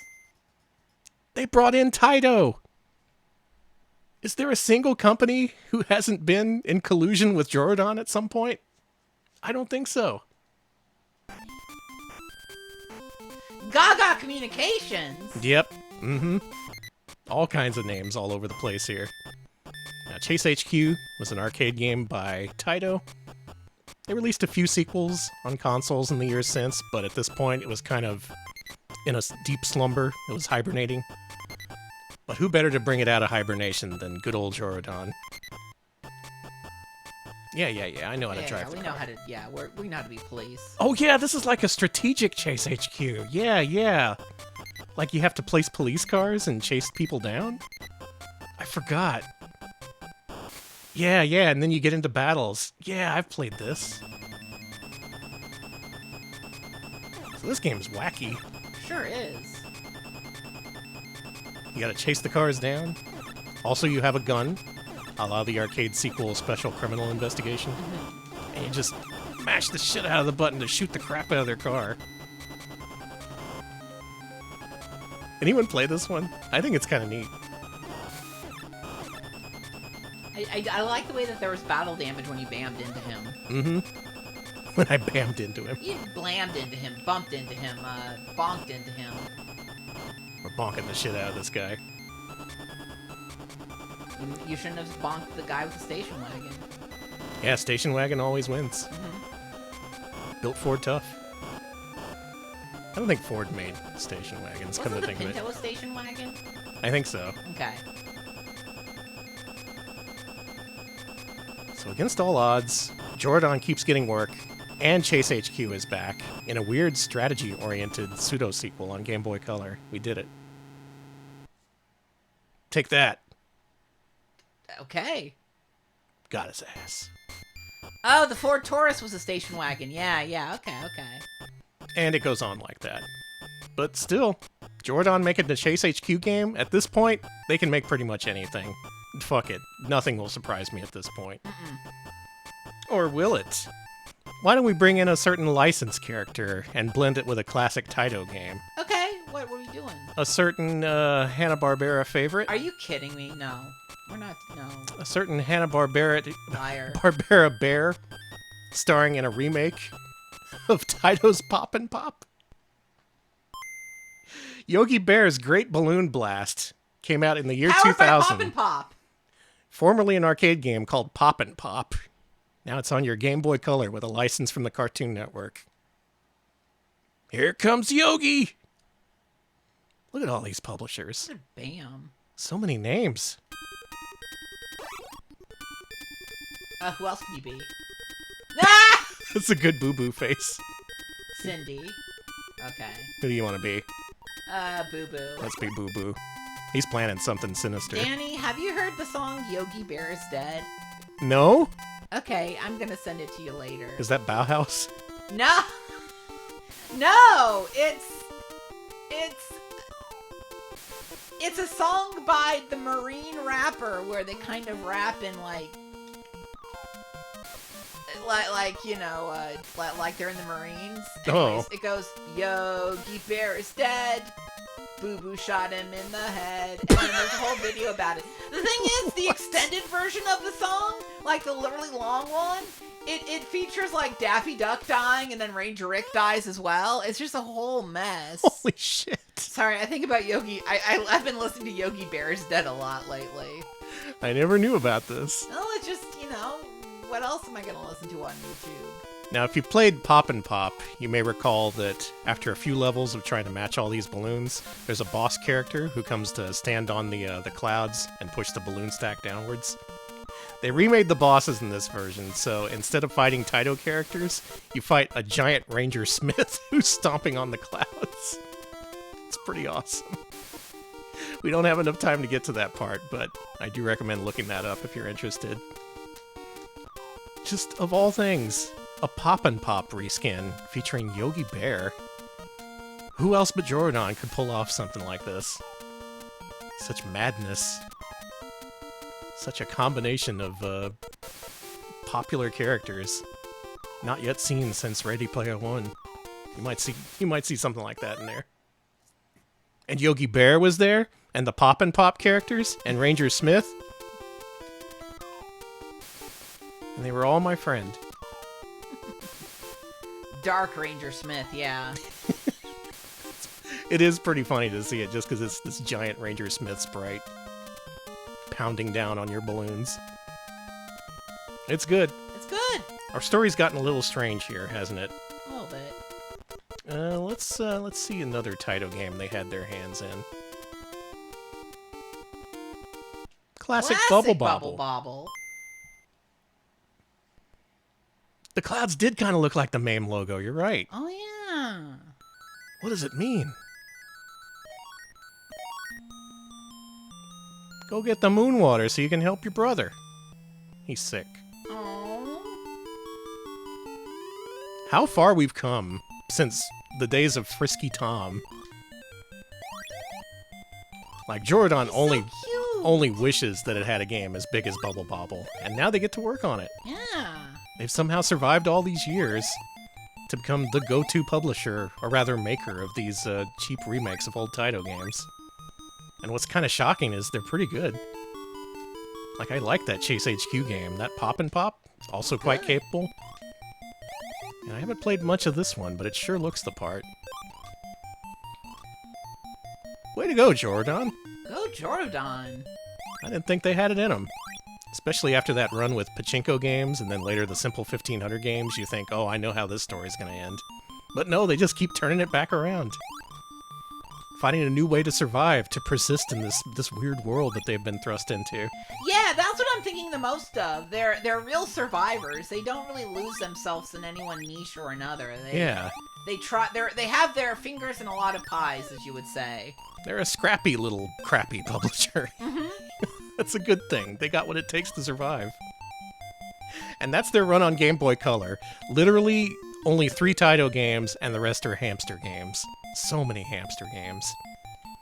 But you may have heard that there was a follow-up to the Game Boy Color. Mm-hmm. A certain Advanced Game Boy, also known as the GBA. They made a few GBA games. Okay. Let's check some of those out. First up in 2001, they released a game called Space Hexite. Space Hexite, huh? Sounds like some sort of puzzle game. Sounds like a disease. I've got Space Hexite. Actually, no, it sounds like a cool rock you would find. I like that better.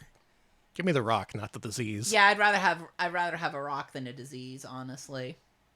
Space Hexite is not here. Is this a Japanese release? Let's find out. Space Hexite. There it is.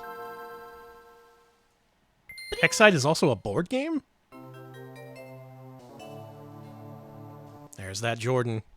Goo. What? Excuse me? Okay. Leiji Matsumoto fucking jump scare? And it is the board game. Yeah, it's a hex-based board game just with look like galactic heroes. Yeah, okay. Here? Yeah, okay.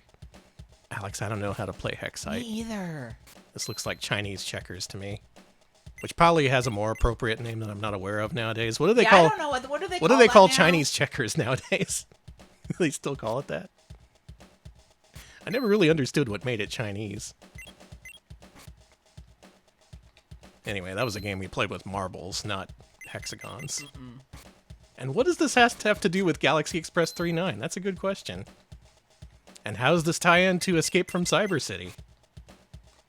I have so many questions.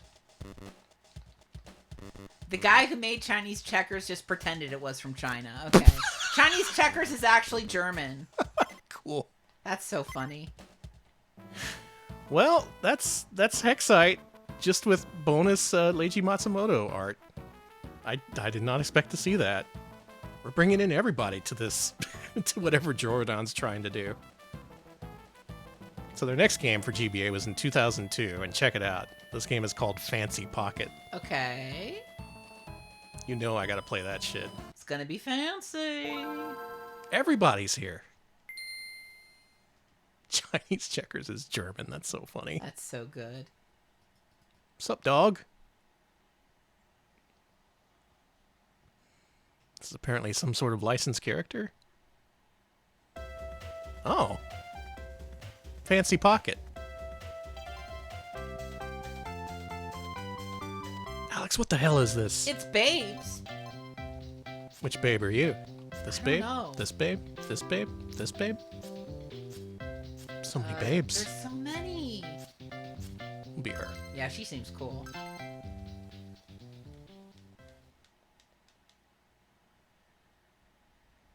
Fancy Pocket. No. Haagen-Dazs is not from New Jersey. No. Alex's No. world is being turned upside down. No, I gotta go. I'll be back. Okay, Alex has to go think about this. I'm getting so mad I gotta take a walk outside. I'll be back, folks. Alex is gonna go punch the fence. How dare they? Haagen-Dazs, New Jersey product. Wow. Well, this appears to be some sort of girl game. There are boys. But what makes this Fancy Pocket? Established by Reuben and Rose Mattis in the Bronx in 1960. And they called it Haagen-Dazs. How many lies have been told to me about things that are apparently the product of one country, but they're actually not? There's so much dialogue. Okay, here we go. We're going for a walk. Me and the girls. Heading out on Anime Street. Service Can, thank you for the bits. All was created by Canadians, that's right. God. Our whole life is a lie.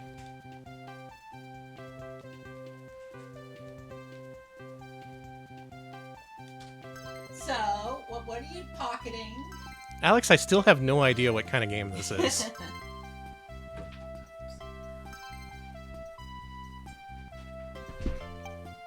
There's lots of menus. I'm buying jewelry. Oh, thank you for the sub, Al Hill Magombo. The new kitty is doing lovely. She's blepping. She's blepping. She got a little mad at one of the cats today, but it's the first time she's ever shown them aggression, so that's good. Yeah, Button's got a little bit too close to her food. And she was just like, ugh. But no, It's a learning process. They'll eventually learn to love each other. Yeah, it'll just take some time. I'm going to do the trick where you feed all the cats their favorite treats all at one time.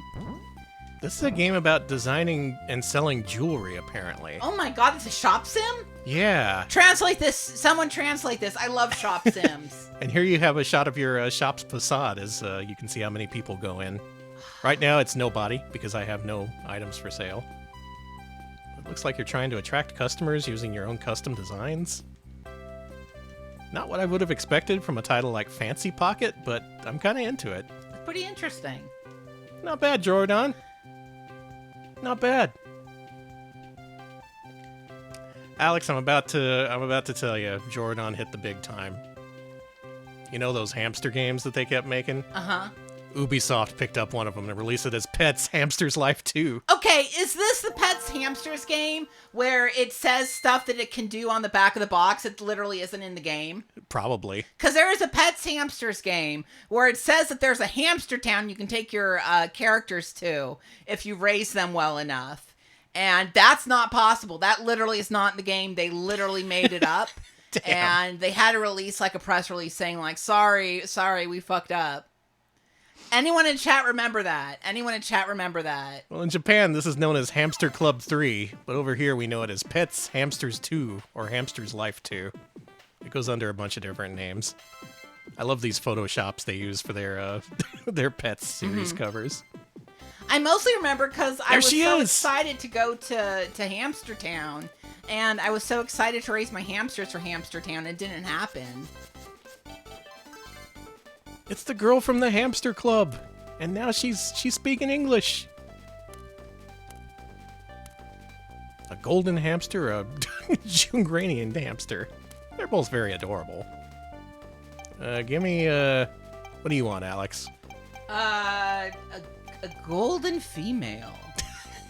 You and me both. So you want a golden female? Yeah, your name is Golden.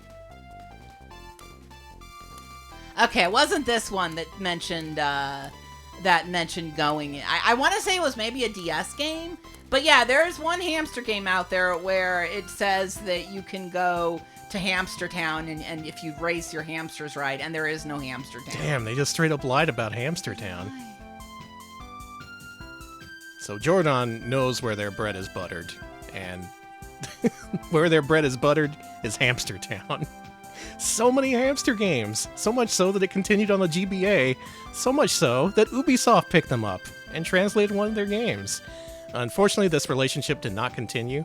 Ubisoft did release several more Hamsters games, but they chose a competing series. I think it was Love Love Hamster. Yes, and Love Love Hamster. It was one of those translations where it was like, go to Hamster Town. So maybe they should have stuck with Jorudan in this case. Pet that hamster. Oh, Stuffy Nuff, thank you for the 10-month free sub. What's up, pals? Happy almost New Year. Yeah, it's almost what's New up? Year. Happy New Year. We're so close. It may be New Year's pretty soon, at least, in some part of the States. Happy New Year if you're in a part of the world that's it's currently 2026 in. Hamsters. You're right. I've never recovered from never going to Hamster Town. I was so pissed Alex off. is still mad.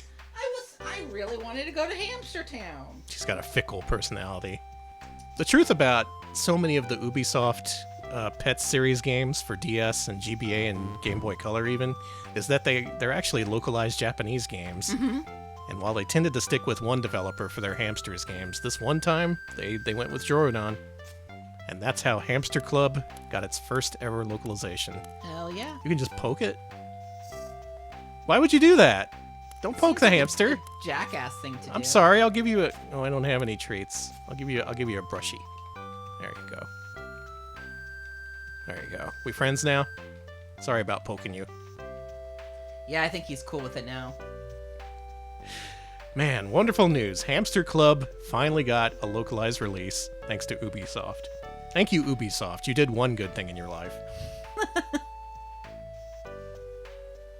So they also released Hamster Club 4 on Game Boy Advance. I'm sure that comes to no surprise. Mm-hmm. They released also a game called Inuko Club. Let's see what the hell that is. Fukumaru no Daiboken. Okay. Inuko makes me think, is that like puppy? Inu is dog. Oh, maybe. And Ko is baby. Let's Puppy find Club, out. Puppy Club, Puppy Club. Yep. What is a puppy if not a really large hamster? Danny, look at all those puppies. Hey, Okay. I'm your puppy. So surely you might think this is the niche. This is the niche that Jorudan eventually falls into to their eventual death. Right? Yeah. No. The story does not end here. The story never ends with Jorudan. What's... Oh no! Puppy!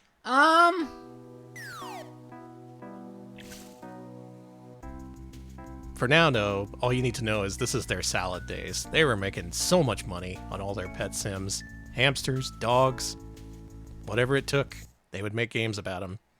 Some of them even got picked up for US release, making them even more money. I've never played this game before. There's that dog's butthole. I was gonna say we gotta show the butthole. There's that single pixel butthole. Thanks. Thanks for that. Oh yeah, dog games started to become a thing, like around this time. The Dog yeah. Island, Dog's Life, Nintendogs. Pets Dogs. Remember Pets Dogs 2 for Wii and GameCube? Yeah, where That was it just was an a RPG. Dog RPG. Same thing with the Cats one, where it's a really good cat RPG. Well, this one seems to be similar. This seems to be an RPG featuring puppies. Love that dog's look. We found ourselves in a strange world after being separated from our humans, where the dogs run stalls on the beach. Can you help me? No. Oh, but he's just a puppy. Hey. I like that he has to sniff people before talking to him. I like that too. Very dog-like. Oh, no one wants to help us. Will you help this puppy? You can, if you play Inuko Club Inuko for your Game Boy Advance. And their final release for GBA, let's go ahead and check that out, is Taiketsu Ultra Hero. I assume this is some kind of Super Sentai situation. Yeah, Ultra Hero does sound very Sentai with it. We've played so many games, and it's still really hard to tell what Jorudan's gonna do next.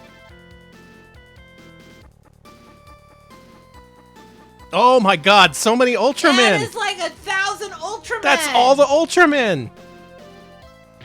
Jesus Christ, I didn't know there was that many. There are so many. Oh my god. Duh. We got Ultraman. We got Ultramantiga? Ultraman Dinah? Ultraman Gaia?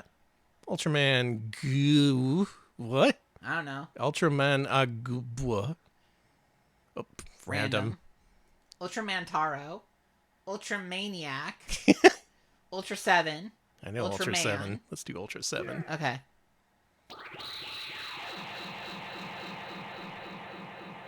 Oh my god, Alex.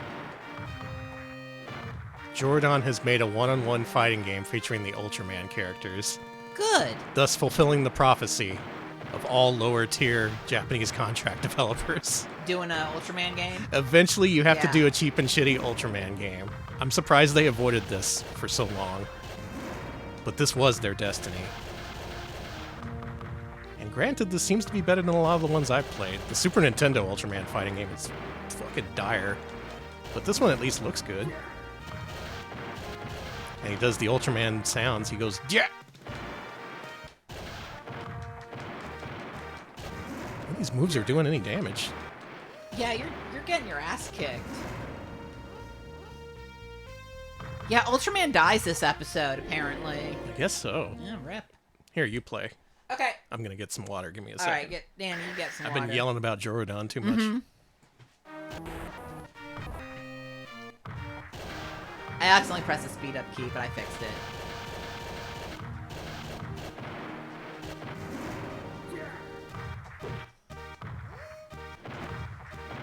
Sheriff Ram, thank you for the 45 months. Oh, thank you. Happy New Year to you. Hope you're having a good one over there. We're having a good one here. We're playing Ultraman games. I'm doing bad. This game could honestly be worse. Jorudan, I think, at this point has enough experience to make an Ultraman game that's not shit. But There you go. so many people have followed before them, though. There's been shitty Ultraman fighting games for Super Famicom, for Sega Saturn. I'm sure there's at least a few on PlayStation. And this one seems impossible, so that's good. Good. That's them on GBA. You think they'd settle into their portable niche after previously finding their niche in arcades, and after previously finding their niche in Pachinko games, and then adventure games? So what's next for old Jorudan? What's next might surprise you.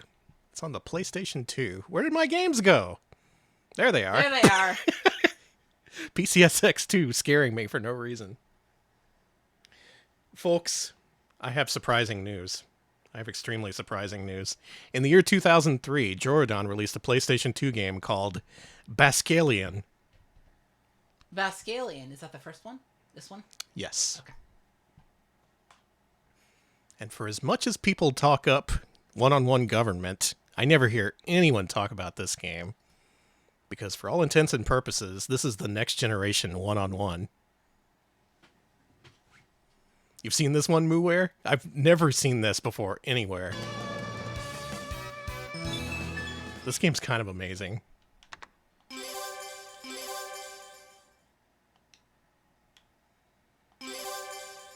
No. Give me a different file. No. Come on. This one. You gotta see how this game starts. Okay. You thought Jorudan would never be ballin'. Oh, don't worry. I've never thought that. Look at that loading What's screen. with a dog? When I first saw this game, my jaw dropped. Because when you first boot this What the up, fuck? it doesn't show a title screen. It just says new game or continue. And you pick new game, and it just smash cuts to this. This is basketball, huh? This is basketball? You can push the R button to speed up a little bit. You might push the other buttons out of curiosity. You can jump. You actually are in basketball mode right now. What? And then if you hit L1, you get a more appropriate What is character in view. your stomach? Did you eat the basketball? Where's Alex. the basketball? We are an alien basketball bioorganism. And this is heaven.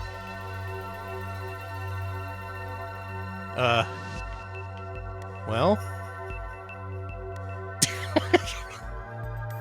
Is this normal? This is normal. I think I'm supposed to go to the basketball.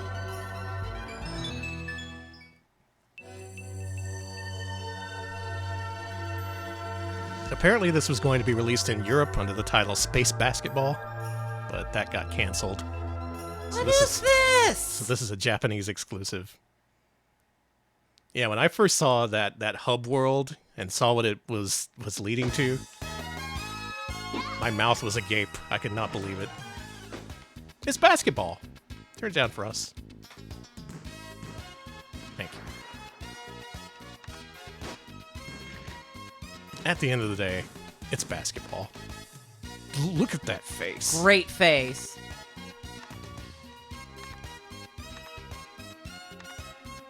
And this is all I've seen of the game so far.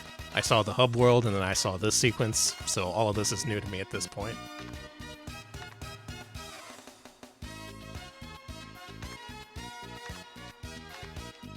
There's a lot of talking for a basketball game.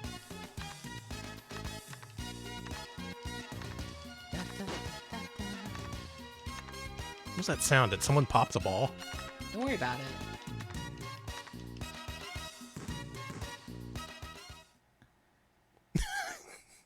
I want to meet that dog. I want to know the dog, yeah.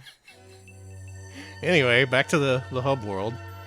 Look at our character. Look at that. I hate him. Look at that cringe face. He's cringing hard at something. It's like, oh, basketball universe. That's so cringe. You need to go to The Great Book of Basketball. cards, huh? This is an event item. It enables special powers on the basketball court, and you collect them in a card album. Okay. They're cooking something here. Something is being cooked. Maybe it's my brain. Maybe it is your brain. We all carry our ball within us. Wait. Asobu no. This is a pet raising sim. This is just hamsters. It's hamsters again, but with basketball aliens. He's taking a bath. Danny! Yeah, if anyone wants to do a translation patch of this, I would be much obliged. He's sleeping. Really would have been curious to see what that official localization would have been like. What else can you do here? Imagine?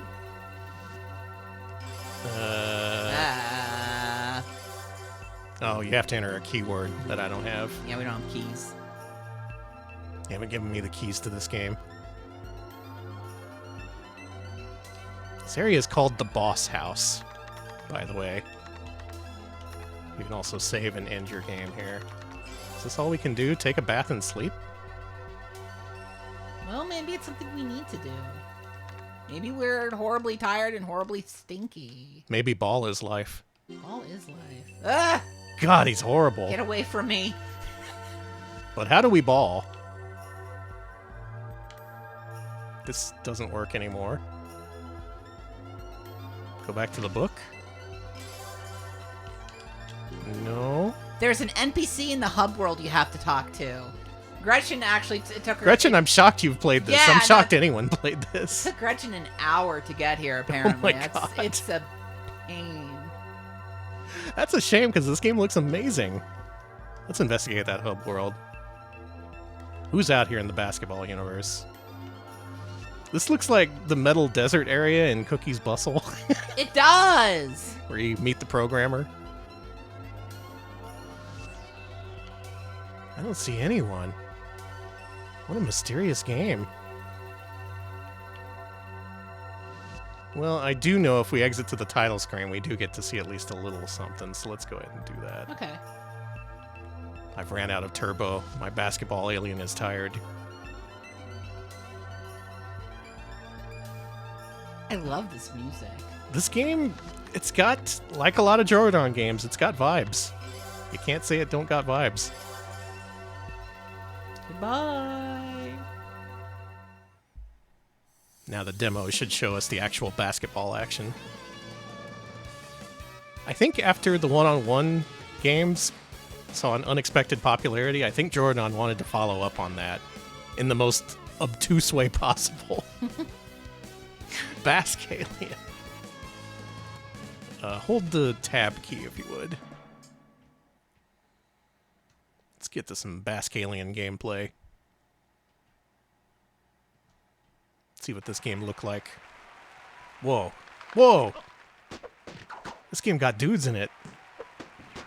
And it's fast. Oh, push the speed up key again. It's a toggle key. Okay, sorry.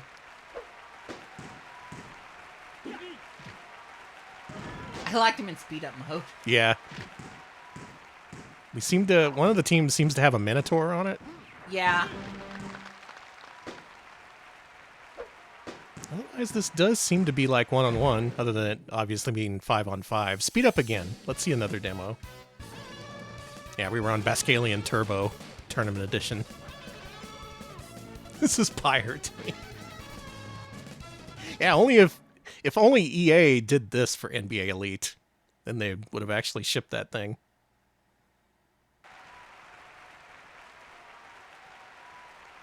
That's the Power Rangers. You just fight the Power Rangers in this. There's a dude with a coat. There's apparently all kinds of weird characters and creatures you can recruit for your basketball team. I say apparently because I haven't gotten anywhere close to playing basketball in this game. But it's in here. Okay. Baskalian? Jorudan? Where is the story of Jorudan even going at this point? There's that weird dog. I'm glad you could play as the dog, at least. They only released one more game for PlayStation 2, and that game was 2003's Boken Shonen Club Gaho. Gaho! Gaho. That's what Goofy says. Haven't played this one. Didn't have time before the stream, so we're going to find out together. Okay, it is supposed to be pronounced Jordan, not Jorudan. Yeah, it's spelled Jorudan, but it is based off the name Jordan, based off, like Codeman Camille, says, yeah, Camille Jordan. Okay. He was apparently an innovator in the field of theoretical algebra. Oh, I thought they were an innovator in the field of hamsters. That would make more sense. Mm-hmm. Hamster innovator. At this point, this game could be pretty much anything. And that's what it is. No, what is this?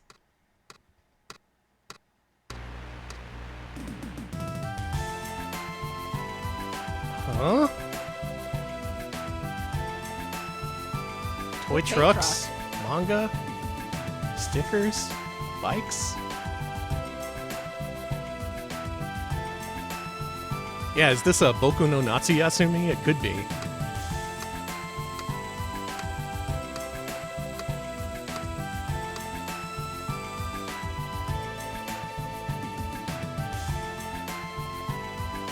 At this point, I'm ready to accept anything.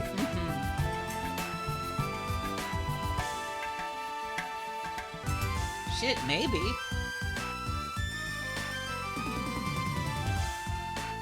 What's with your dog, man? I'm normal dog. That dog's Don't worry about me. That dog's a crazed I'm tiny normal. lion. Okay. Let's play. What are we playing? TV. Let's play TV.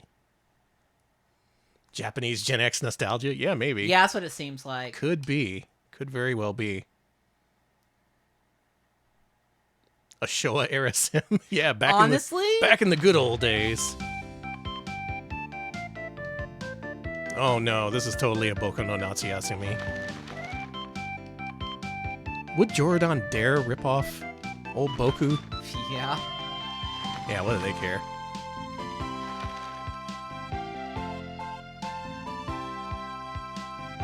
Alex, give me a speed up. Alright, let's get past this shit. Let's go, Turbo Gaming. Whoa! Whoa, he looks like E.T. He does! Watch out for kids with hammers.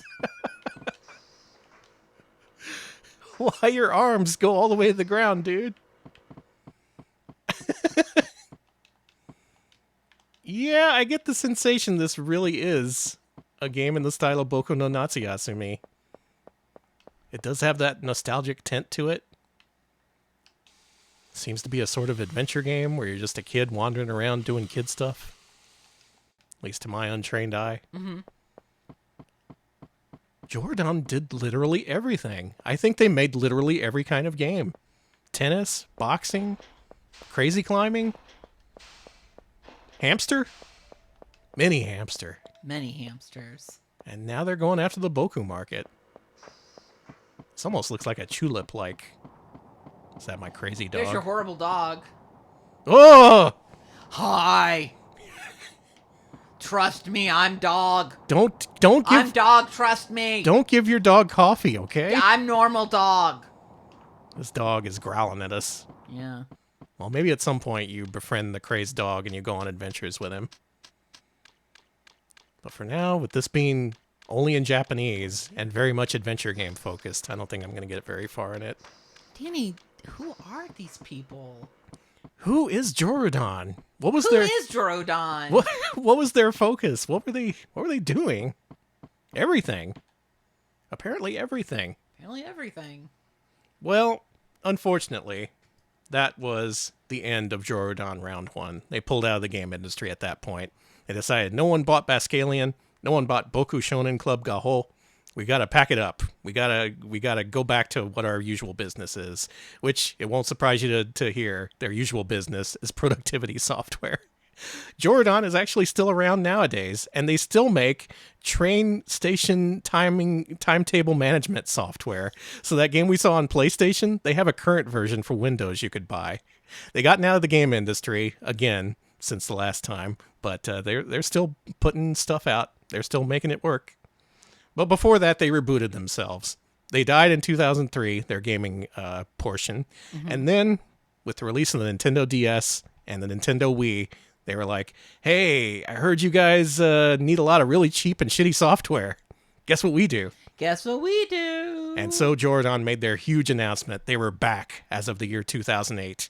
After a short hiatus, they were back in the game industry, ready to tackle it full force on Nintendo DS and Nintendo Wii. And this is the final chapter of the Jorudan story. Starting with the Nintendo DS, with the 2008 release of the Aegyo-Do. Alex, you a fan of Aegyo-Do? What? Hold on, who are they? Alex, I swear to God, what I'm about to say is true.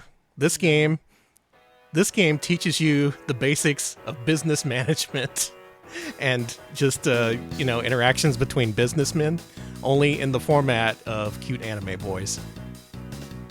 Okay.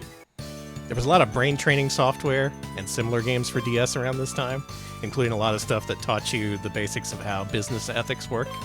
And essentially, this is an ethics game that teaches you the ins and outs of being a businessman. Okay.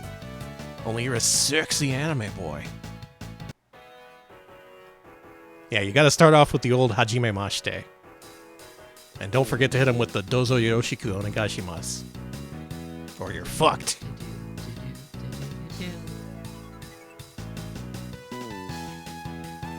Jorudan's back! Come pet the hamster.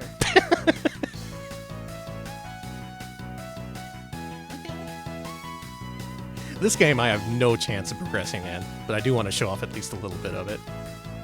Just for the sheer weirdness of Jorudan coming back, seeing basically what's a niche within a niche, and just tackling it as hard as they can. Oh, that guy's the top salesman.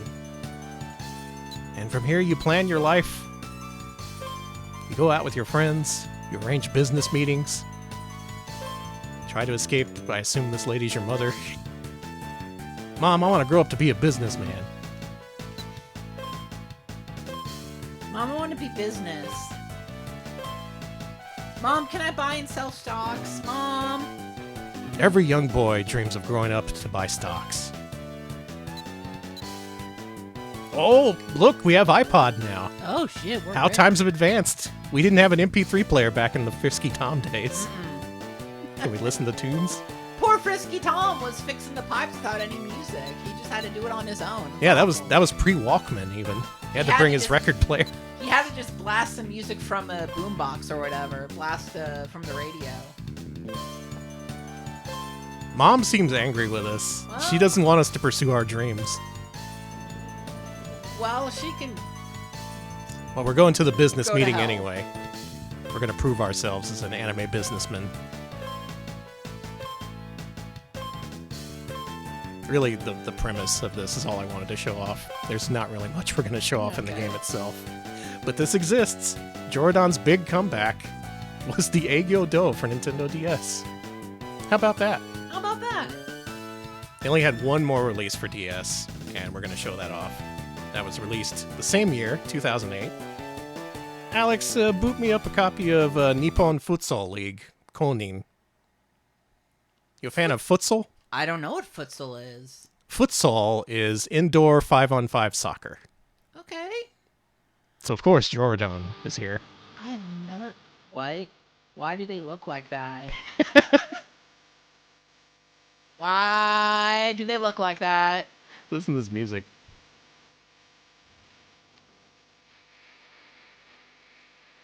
Okay. Yeah, the potato people are playing soccer. Indoors. Indoors. It's got its own theme It's got song. a vocal theme? It's got a vocal theme. It's Jorudan indoor soccer game. It's a vocal theme. I'm losing my freaking mind over here. Oh, that says touch to start. I think you need to play this one. Good luck.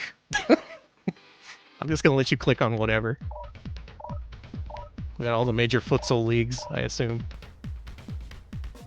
Yeah, I should put that in the pre-show.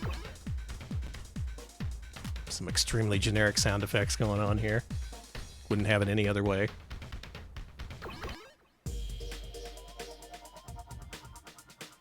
Yeah, pick your futsal frontman.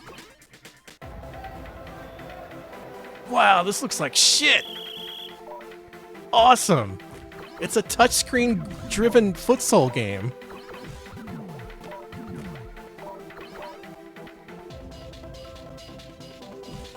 Wow. That's some animation. Yeah.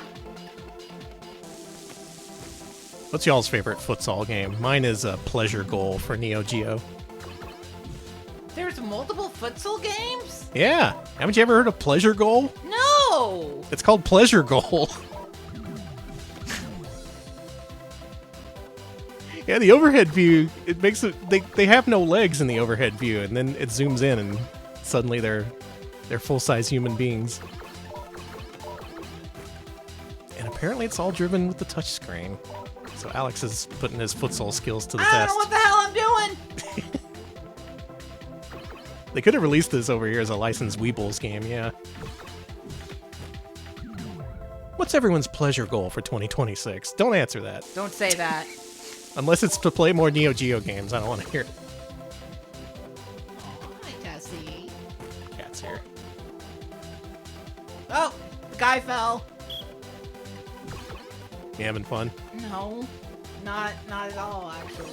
So of the two Nintendo DS games that Jorudan released, which do you prefer? I prefer closing the DS.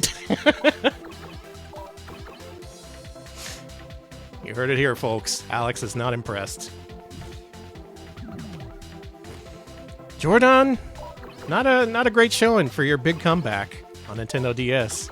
You had the world open to you, you picked some really weird niches, but not really liking what I'm seeing. Maybe it's a cultural thing. Maybe I'd go apeshit for the businessman training game. You like how slow they're going? Yeah. Everyone's Is futsal tired really now. this slow? Look, you get tired, okay? You can't just go running full speed all day. I think your futsal players are about to die. Yeah, I think they're dying. We should probably move on. All right, that's futsal.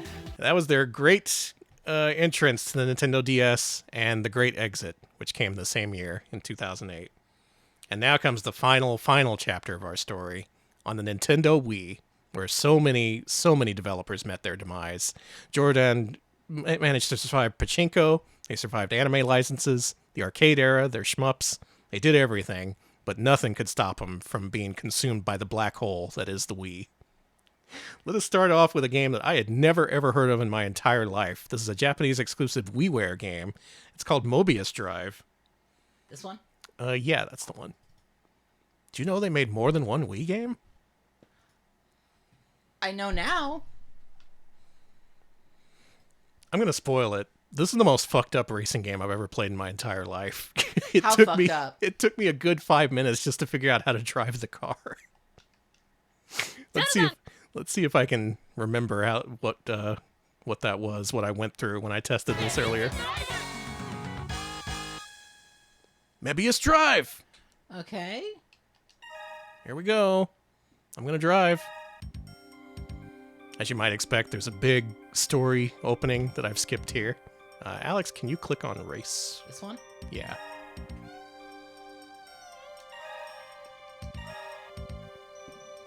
Do the first one. Yeah, he looks good. Okay. This? Mm-hmm. All right, here we go. I'm going to race.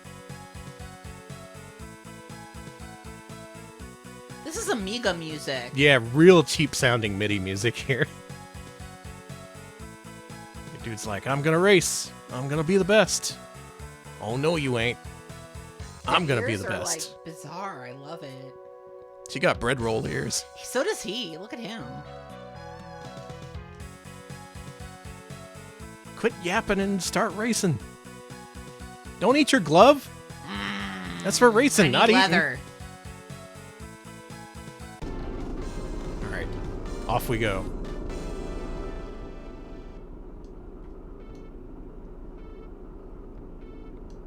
Hold down the A button. And it does nothing. B button? 1, 2, they just changed the view.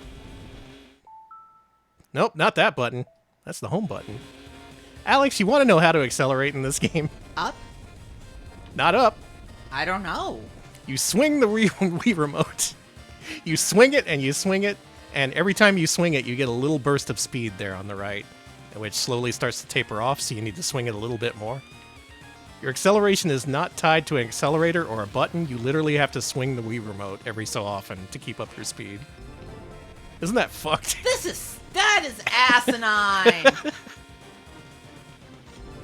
The most basic way of implementing motion controls, other than driving the car left and right. Oh, I'm doing cool.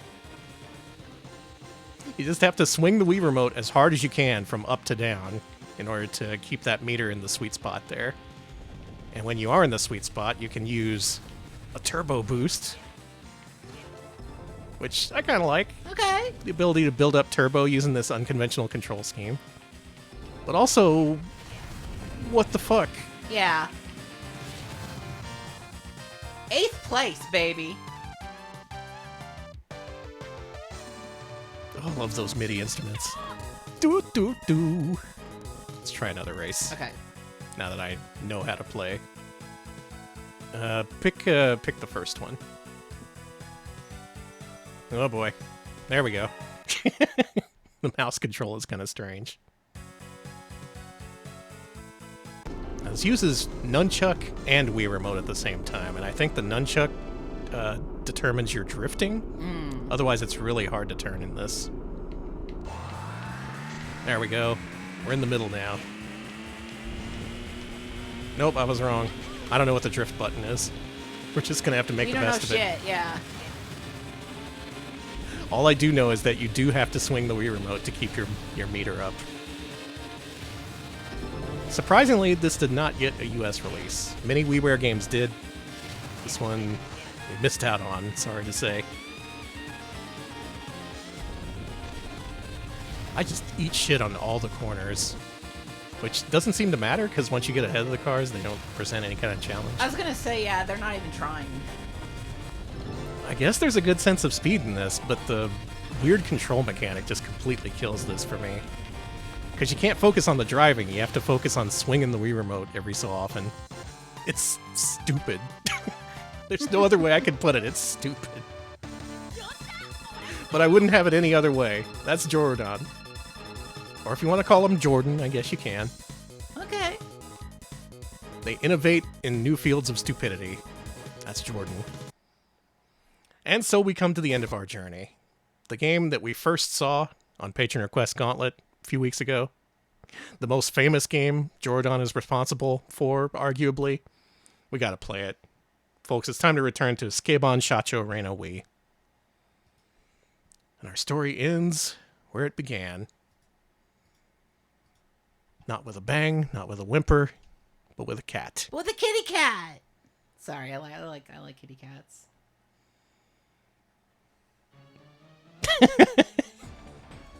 It's like I said at the top of the stream. The Jorudan that existed at the beginning versus the Jorudan in the middle of their career versus this Jorudan at the very end, they're scarcely the same company in terms of their output. And yet they persisted, traveling from niche to niche, doing whatever they can to survive, and eventually betting it all on what they saw as their biggest product to date, a series of minigames featuring a cat who's in charge of a company. I need you to pick... No, wait. I got it. Okay. Oh, this you need me to do. Which one do you want me to pick? Let's do minigame mode. This one? Yeah. Last time around, we saw the story mode, where we were employed at this new company that was just happened to be ran by a CEO cat who knew English. And yeah, let's pick piano here. We showed this last time around, but this is a pretty good indication of what this game's like. Thank you for being my player, too. Oh, no problem.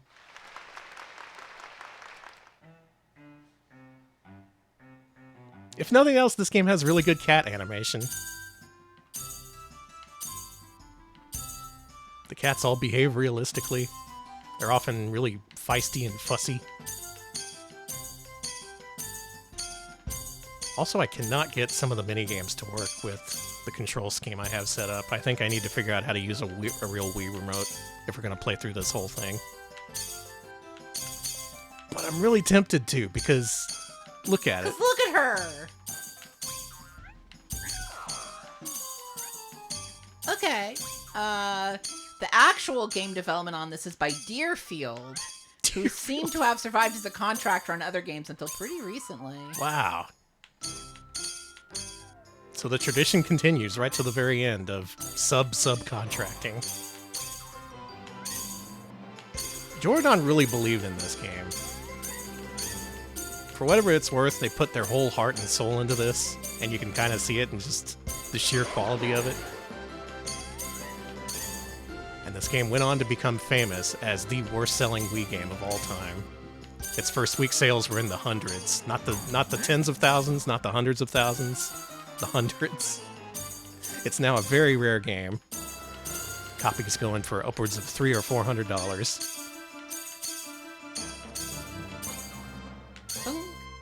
Somehow appropriate as an ending for Jorudan. Since the last time, I managed to unlock a few more minigames, so why don't we check out some we haven't seen before.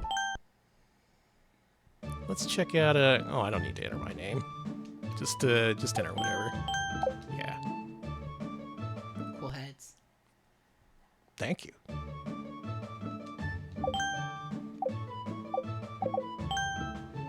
Oh man, the jump one is good. Let's do that, actually let's do that now. Okay. You gotta see the jumping minigame. This is essential. We did show this off last time, but God, this game's so good. It's so good.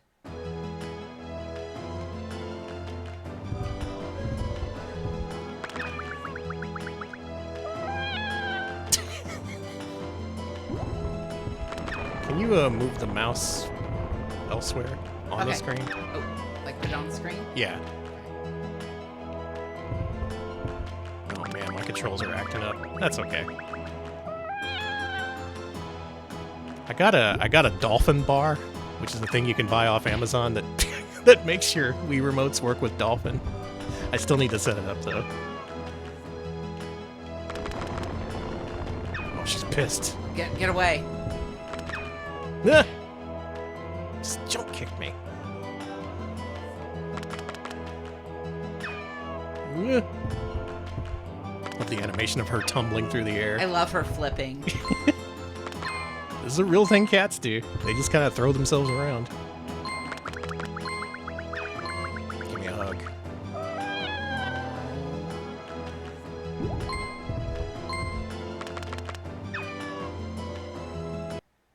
It's good shit. Okay, Alex, why don't you bring up the other dolphin window and... The other dolphin window? Yes, the one that shows the games. Oh, yeah. And hit emulation. Load state. And load state 3. From slot? Mm-hmm. 3, this one. Okay. I cheated my way through the minigame we couldn't finish last time around, so let's go ahead and see some other ones here. This game is called Bonus.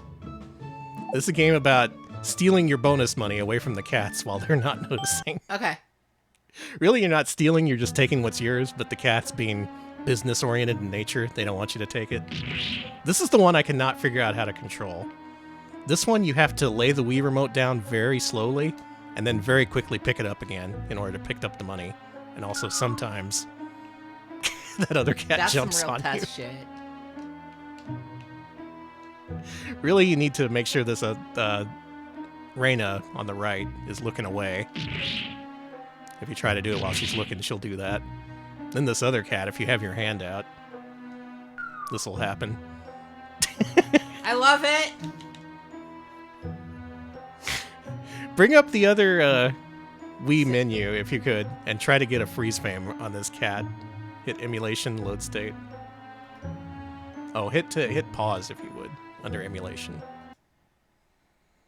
Is that a good shot? Try it again. Okay.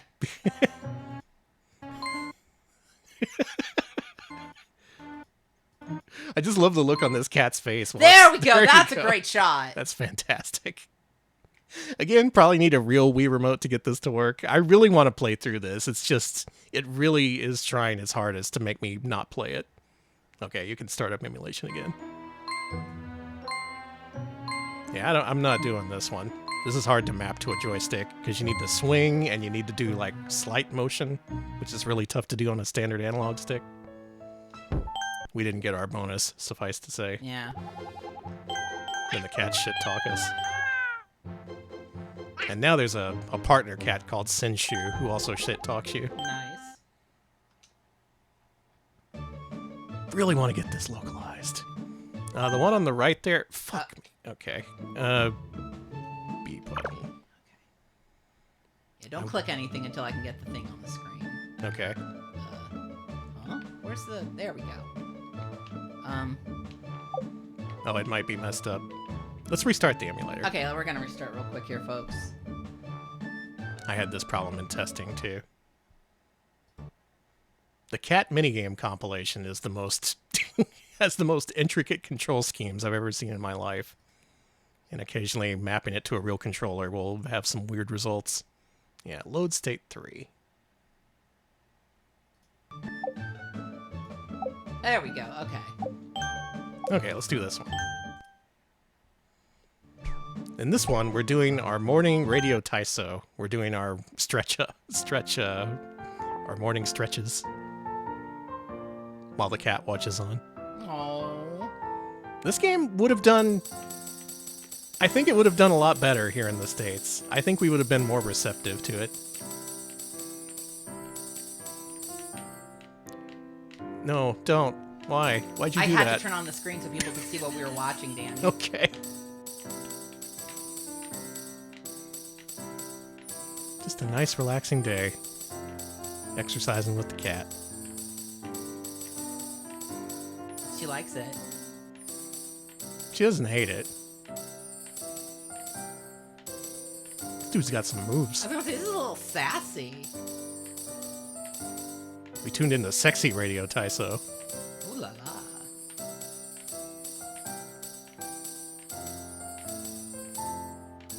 I'm barely filling up that meter.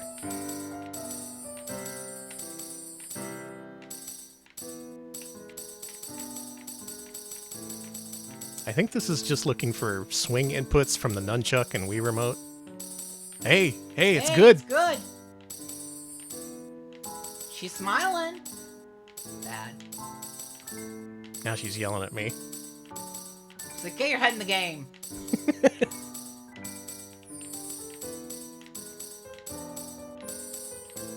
Everyone does this with their cats.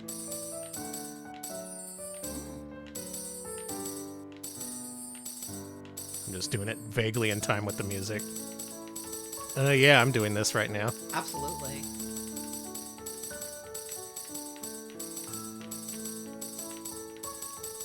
She's not liking it. Well, maybe she could make it easier. Why don't you show me how to do it, Rena? Rena, you think you can be so much better? She's telling me to do it more slowly.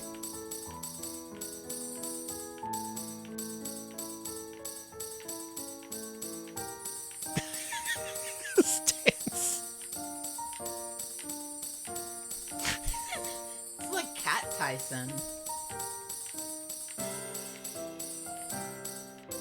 Everybody do your warm-ups. You're all doing this right now while you watch the stream, right? I assume so.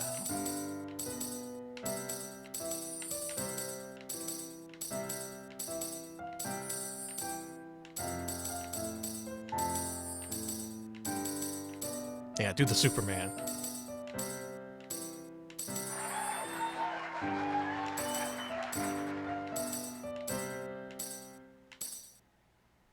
Did I do it? Did I win? Is that good? Rena, you impressed? We did it! Nice. Cat impressed. Mission accomplished. I love Rena. Look at that animation. Do you think they mocapped a real cat? Yeah. It Put a kinda bunch of reminds me of it. put a bunch of mocap balls on a cat. Yes, God, that would be amazing. The cat would knock the balls off themselves and just chase them. And the final minigame I've unlocked. This one you're not gonna believe. Car. Alex, it's not just car. We're gonna be No. driving down the road sucking up ghosts, like in the famous game Ghostbusters. I was gonna say like in. Oh God, Rena. And you have to point at the ghosts, okay? Okay. So keep that cursor Is that a pointed. ghost? It's this button. There we go.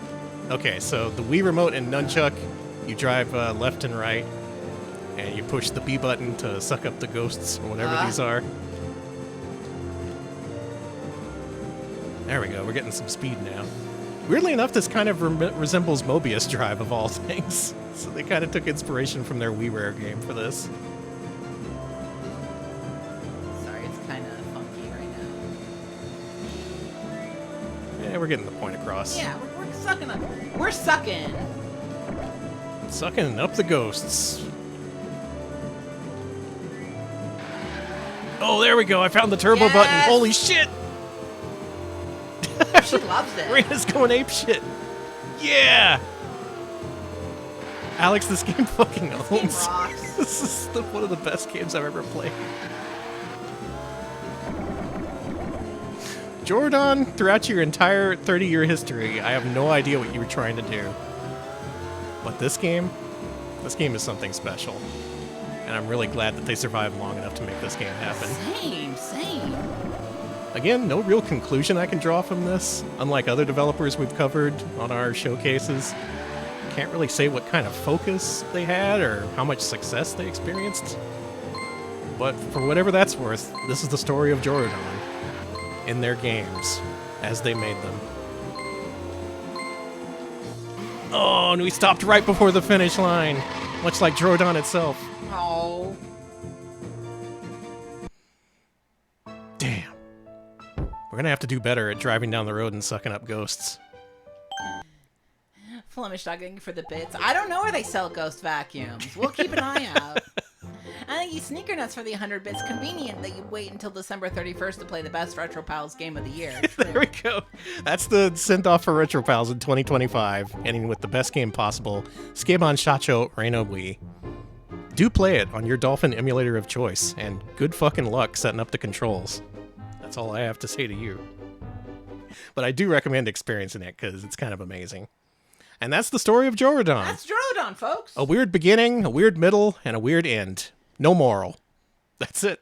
That's Jorudan. That's Jorudan. We're done. End of stream. Good work, Alex. Good Thank work you. keeping up with all the games and all the change-ups. Special thanks to the sexy dog and Bascalian. Look at those eyes that he's giving you. Oh, I love that dog. Yeah, that dog. Unfortunately, didn't get to see more of that game because, my God, what wonders await us in Bascalian. That's the story of Jorudan, brought to you by us and the RetroPals patrons. Head to patreon.com/retropals to vote for what we play during our Wednesday showcase streams. This time around, we gave you Jorudan. That's what you wanted. That's what you got. I don't know what you got from that. I don't know what I got from that. But I feel like something significant has happened here tonight. And it's not just because it's New Year's Eve. Happy New Year to everyone. Happy New Year to you if it's currently the New Year. And I'll give you a future Happy New Year for the couple of hours it's going to come to. Yeah, future Happy New Year. Yeah, future Happy New Year to all you in all you time zones. I can't talk anymore. In all time zones. We're getting New Year's bits. Thank you, Sneaker Nets, for the 70 Air Jorudans bits. Thank you. Thank you, Shax, for the bits, and Celtape for the bits as well. Happy New Year, everybody. The horses are coming in to take me away, so I better look for a raid target. Alex, why don't you wrap this up? We are also on YouTube, youtube.com/retropals. We post full-length highlights of our streams there, including our latest one, which is a look at Camerica on the NES. So if you want to see some real Euro gaming, do check out our Camerica highlight. We also have a Discord. You can join our Discord to make requests, chat to us, chat about games, chat about all kinds of things. And of course, I've been posting pictures of Bella there, so if you want to see some cute cats, definitely check out our Discord. Let's see here. We are also on Blue Sky. You can follow us on Blue Sky to find out when we go live, when we got new videos up on YouTube, and all the Retro Pals news you can use. Thank you, Alex. You're welcome. We're leaving you with Rachel Retro, Oh, who is hell doing yeah. a special edition of One Star Heroes, this time called Fun Star Heroes. In a weird twist of fate, she's playing actual good games here Fun tonight. games. Weird. You can do that? You're supposed to play Jorudan games all day. Doesn't she know? Well, anyway, enjoy that. Have a good New Year, and we'll see you later. Thanks for watching. See ya, folks.